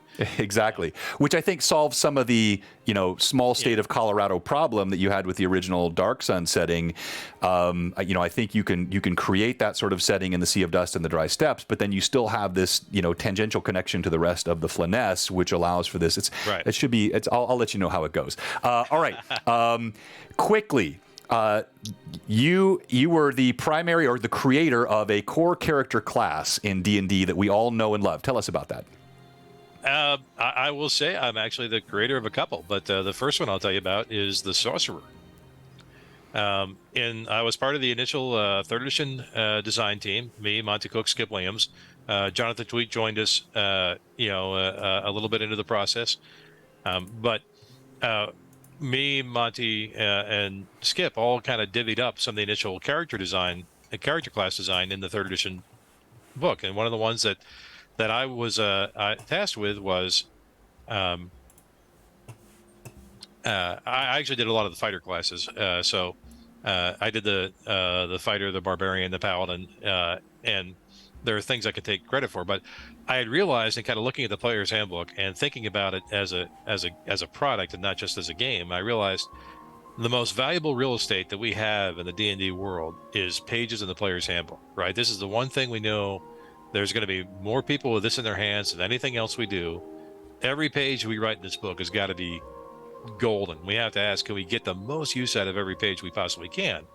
And the thought occurred to me that we had something like 20 or 25 pages worth of wizard spells that represented a significant percentage of the book only supporting one character class. Right. So I kind of asked myself the question, is there another character class that could draw on this resource, could use this exact resource? And the obvious thing was, well, can we do a variant spellcaster? And I thought of the idea, well, we create a sorcerer. We have somebody who can pick wizard spells, but he casts them differently, i.e. he doesn't have a spell book. He's going to have a small list of spells that he knows, but he can use more often.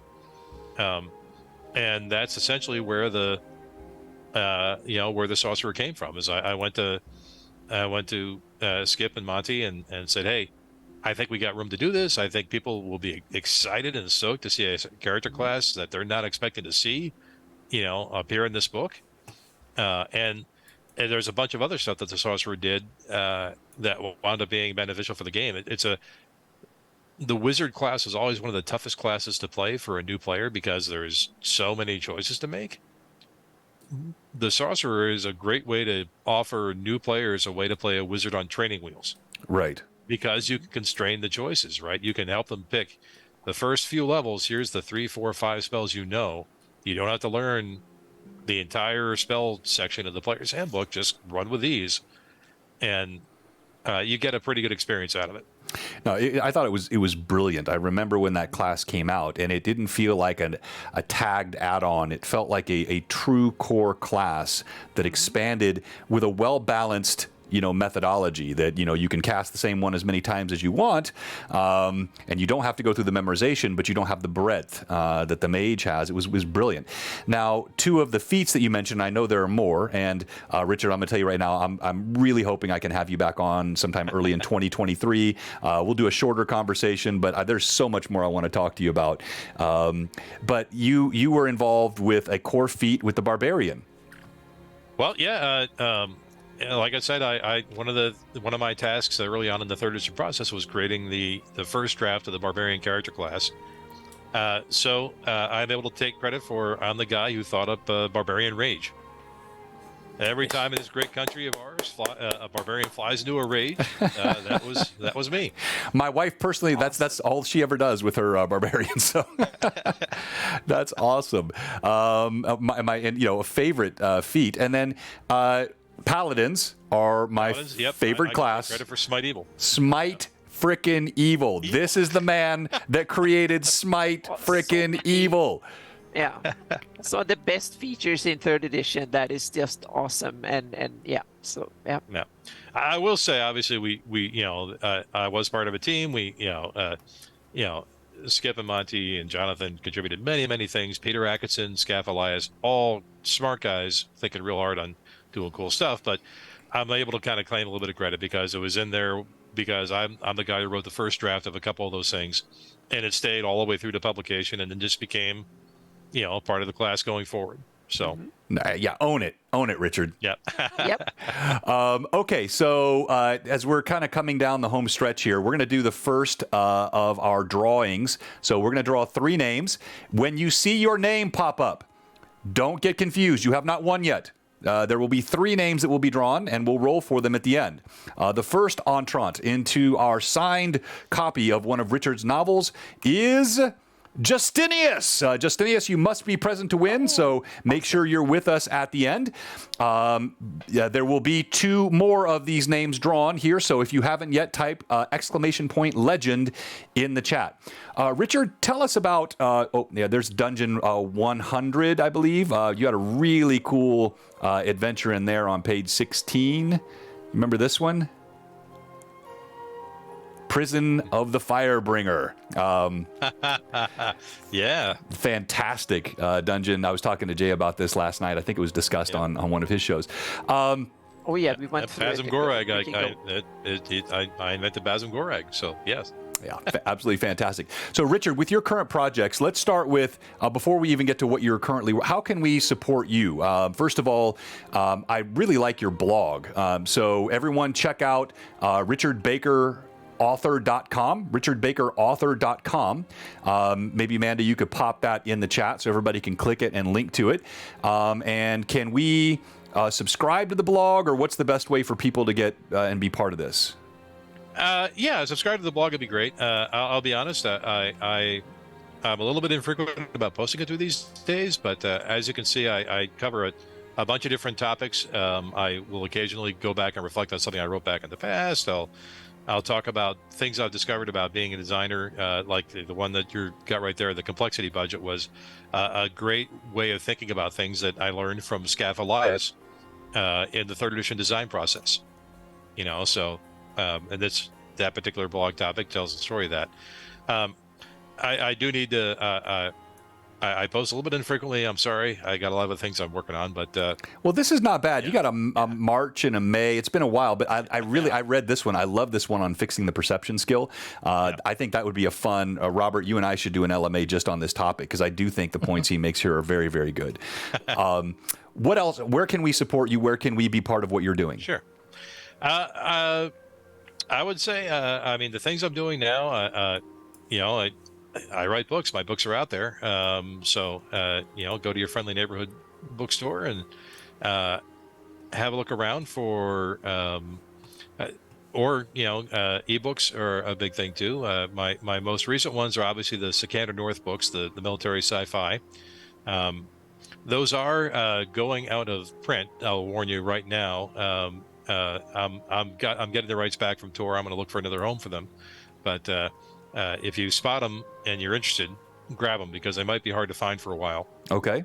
And most of my D&D stuff is still in print through various places like Amazon and your friendly local bookstore. The Blades of the Moon Sea, the ebooks, Last Mythal, all that stuff is still out there. And if you haven't checked it out, I'd appreciate it if people would take a look and see if it's for you.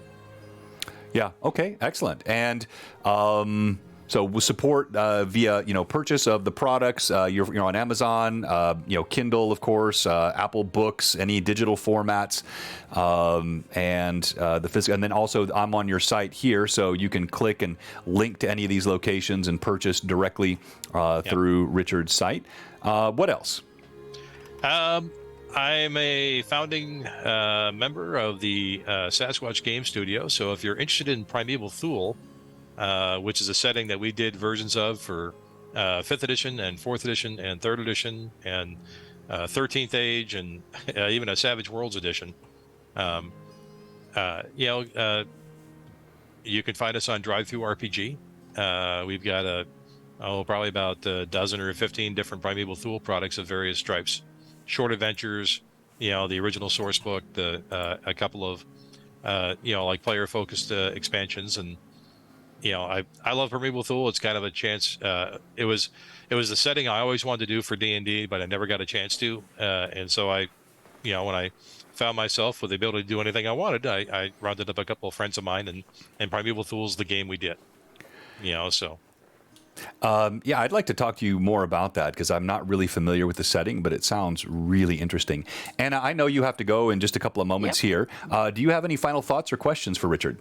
I was just going to say it's been a wonderful conversation. I have one little question and squeeze it in. Since I'm working on big kind of setting maps and stuff is my specialty. So I was thinking, what order? When you normally get the map order? Is the map often early on, or is it late in setting development stuff? And also, how much of the end format, like poster sizes and stuff like that, will actually kind of influence the design of the maps and the cartography of a setting? I will usually try to generate a rough sketch of a map very early on because I need to know what the broad shape of things is, and then I'll come back around to it, really right at the end of the project and really try to, update things that I had done. It's like, did anything move or change? And produce something that's actually fit to be sent to a cartographer. Yeah. Because my sketch is generally not going to be that great to start with, but I'm going to clean it up and have it looking nice, towards the end. That's a little bit different in the case of if I'm writing an adventure. An adventure is going to have a very tight map right from the start because I have to know very early on where things are. I'm going to write the adventure around the map. A setting, it's a little bit fuzzier, but it kind of just goes a little bit hand in hand. That's great. Awesome. Yeah, because I've been involved in things that I've done the map first and they write things to it and vice versa. And there's pros and cons to both of them, so to speak. So it's kind of... Like I said, I think it depends on the type of project. For an adventure, I think the map comes first. And for a setting, there's a little more room to have the map evolve as the writing evolves. Yeah. Okay, thank you. Sure. Well, that's fantastic. And Anna, before you drop, let me just test here and make sure. All right, I've got to I think this is going to work when you drop. I may have to do a quick tweak on some of the views. But Anna, thanks for joining us tonight. As always, it's a pleasure. And, Richard, he told me when we first spoke that he was extremely upset with you from that initial meeting. And so if there was no other purpose tonight, having you make that apology, I think it was worthwhile. Yep. Okay, thank you. All right, thank you, Anna. Take care. Bye-bye. Okay, and bye there. All right, and let's see how this does. Boom. Look at that. It's like I'm a professional. That's outstanding. It worked right the first time. Okay, so as we come down the home stretch here, we're going to do another name draw by Anna. So Justinius, we're going to give you Justinius, Robert. You'll take him.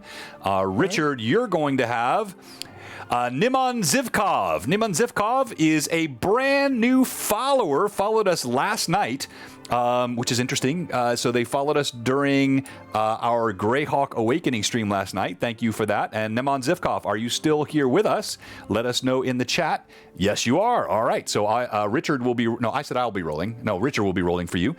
And then we'll draw one more in just a moment. Sort of final questions that you have, Rob. I don't know that I have any final questions. It's kind of interesting you mentioned Smite Evil, and I like the way it was presented, even though I didn't play 3.5. I like the way it was presented. I'm not a fan of what it ended up becoming in 5e. Divine Smite is one of my two, not so much the ability itself, but the way it's used. Well, look, the moment you took sorry, go ahead. I was going to say, it kind of hurts to throw away your spell slots to do the cool thing that you just kind of do. Yeah. Yeah, the idea that you're like basically saving those spell slots and you're waiting on Divine Smite, and you're waiting on a critical too. So it's like, oh yeah, yeah. Look, to me, worrying about Smite Evil as the Paladin issue in 5e is like worrying about the cut you have on the arm that was severed. The moment you made just one more thing, open alignment for Paladins, you're dead to me. Dead to me. Paladins. I don't like the oath system either. Even if they made it all lawful good, I still don't like the oath system. I agree with that. And then, of course, today you're working on Elder Scrolls, and I know you can't talk about that much, but what's that like? It's first of all, I get to work with several people that I worked with back in the day. So at ZeniMax Online Studios, I work with lead writer Bill Slavacek, who's a guy that I've known since the mid '90s. Obviously, we worked together on Alternity, right. Dark Sun, and third edition, and just all sorts of things. We've been around the block together. Ed Stark, who is a creative director for third edition D&D and a fellow Birthright game designer. Ed's at ZeniMax too. Zeb Cook was actually at ZeniMax Online Studios when I showed up, but has since retired. Miranda Horner, another person who was my editor on Forge of Fury way back in the day, so I actually get a chance to work with some people I've worked with before in the industry. It's the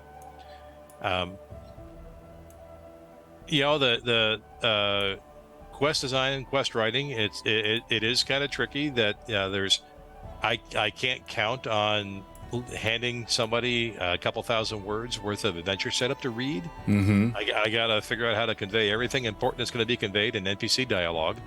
Right.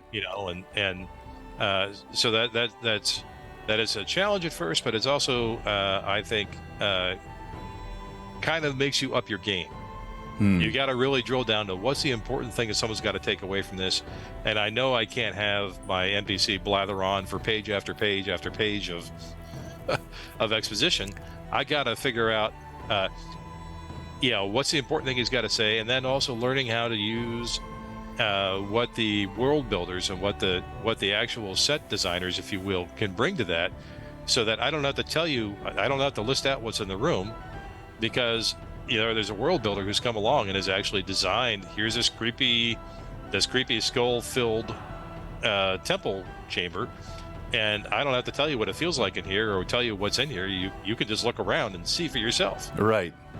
So learning how to capitalize on that and use that and realize that this is not just me using words alone to tell you what is happening in this setting. There's many other components that are all coming together here, to help tell the story. And these are all things that are tools I didn't have to play with, in my tabletop experience, that are definitely part of the process of working on an online game.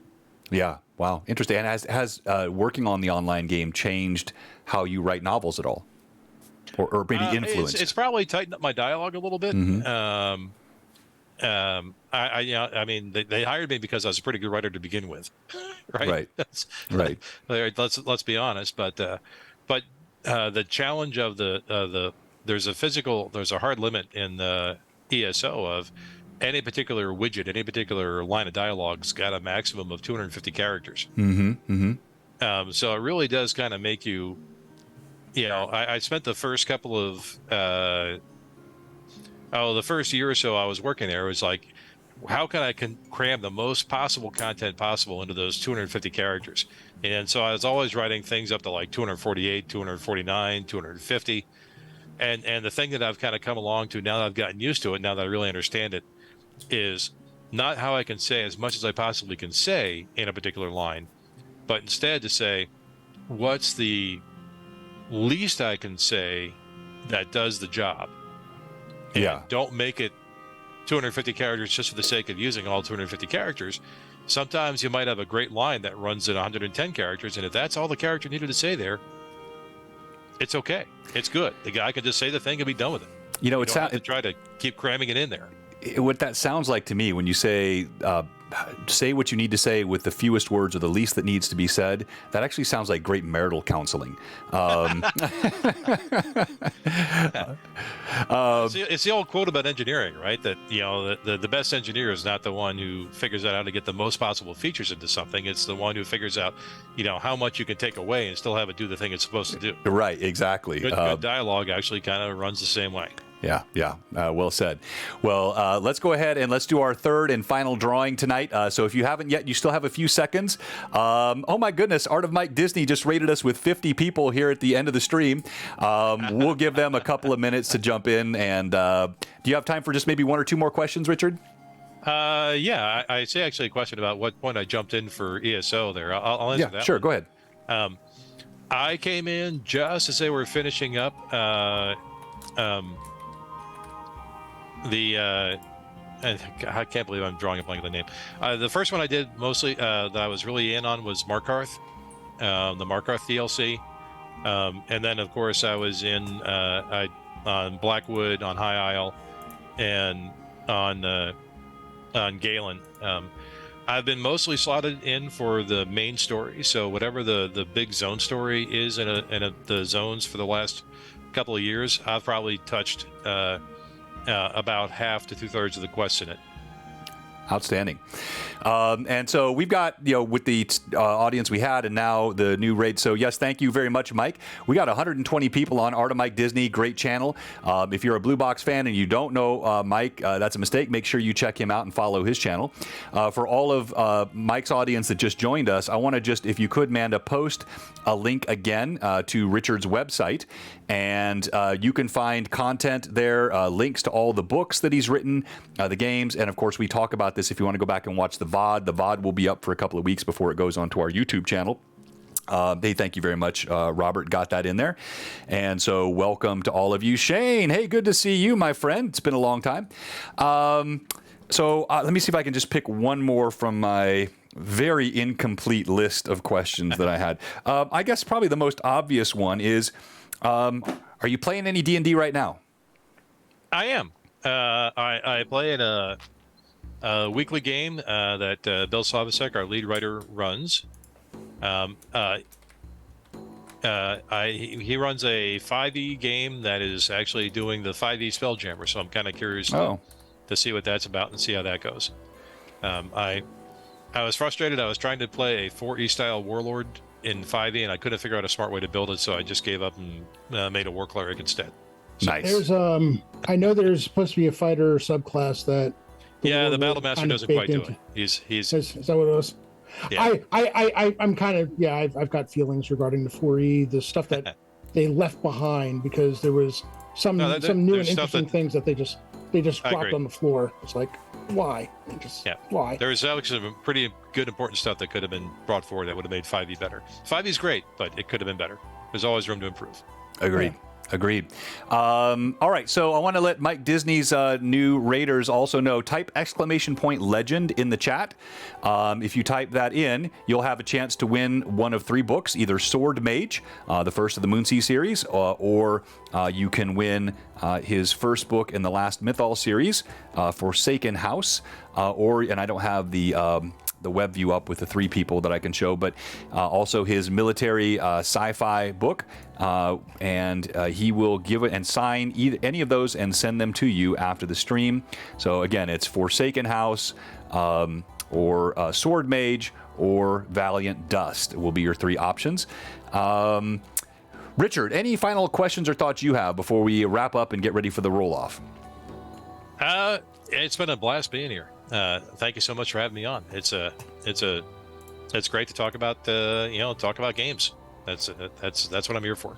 Great. Well, we will continue to talk about you, and we'll make sure that we do whatever we can to help promote, the content that you're putting out. And I'm really looking forward to. I'm going to go back and read some of the stuff in the Fuel and also in your Birthright series, because I've not really looked at either one of those. And whether I play a game in those worlds or even just borrow concepts and ideas from them, I love stuff like that for adding to your game. And again, sir, thank you for your prolific but quality content that you have written through the years.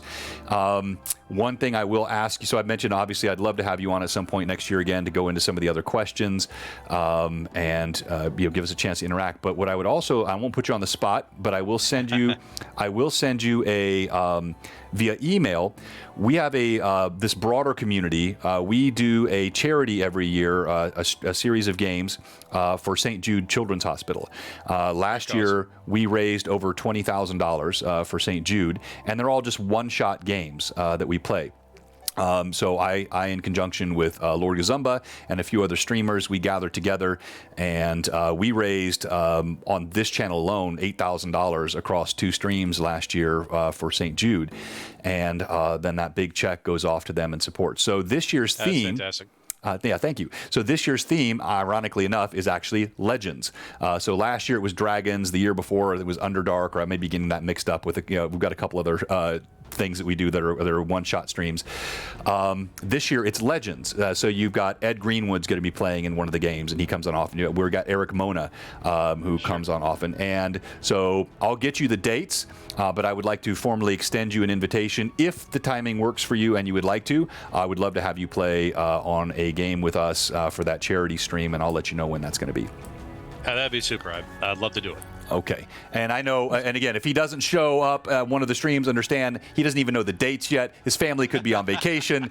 Don't think that Richard hates children if he's not there that weekend. So, all right. The final participant in our giveaway, again, if you see your name, don't think you've won. We have some rolls to make here, is going to be Pat66. All right. I've got you, Pat66.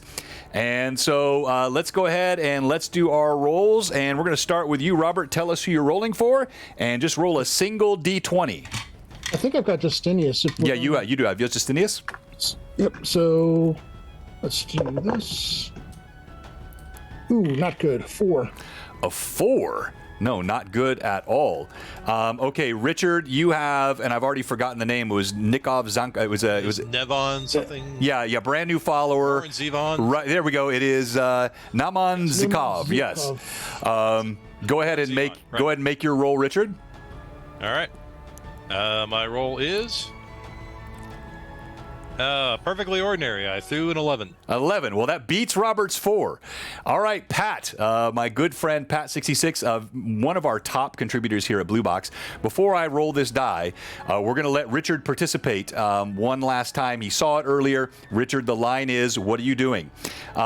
If you're watching tonight and you haven't followed, if you're a follower and you haven't subbed, if you're a sub whose sub has expired, or if you're not in our Discord, we have one question for you tonight here at Blue Box.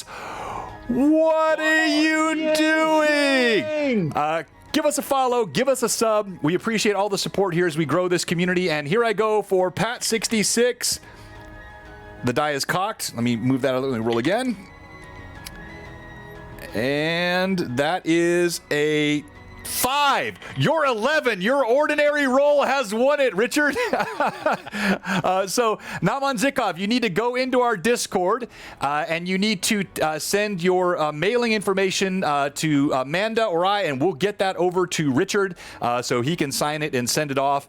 And with that, I'm going to go ahead and get ready for our raid. Robert, do you have any closing thoughts? No. Just No, when I ask that question, I'm not actually asking. What I'm saying is please fill a few seconds of dead air where I get the raid ready. Come on, man. You've been doing this long enough, Robert. So just so you know, because you were here earlier for it and you caught a bit of it, the reason that John is wrong is he believes that anti-paladins are not chaotic evil. He thinks they're lawful evil, and well, yeah, I mean, I've been trying to redeem him for going on 2 years now, and that's a thought-provoking assertion there. I got to consider that. When you really think about it, what is truly the opposite of a paladin? Anti-paladin. And what is truly anti is not antithesis, sir. No. If you have magnets, Robert, if you have magnets, a magnet and the positive side, the opposite of it is not a clod of dirt. It is the negative side, which is still magnetic. The law is the magnetism. Law of chaos. All right. Wrong, sir. You are dead wrong. We're going to have part 2 of this conversation soon. Everyone, thanks so much for joining us tonight. Thanks for the great questions and conversation with Richard. And Richard, again, thank you for time. We're going to raid Lord Gazumba, and this is kicking off in about 9 seconds. Richard, if you could stay on for just 1 or 2 minutes after I go offline, I had something I wanted to chat with you about real quick. Sure. Yeah. And to all of you mad chatters, you were your typical madness tonight. We're raiding Jay with 70. Fantastic raid. Raiding now. And let's end this.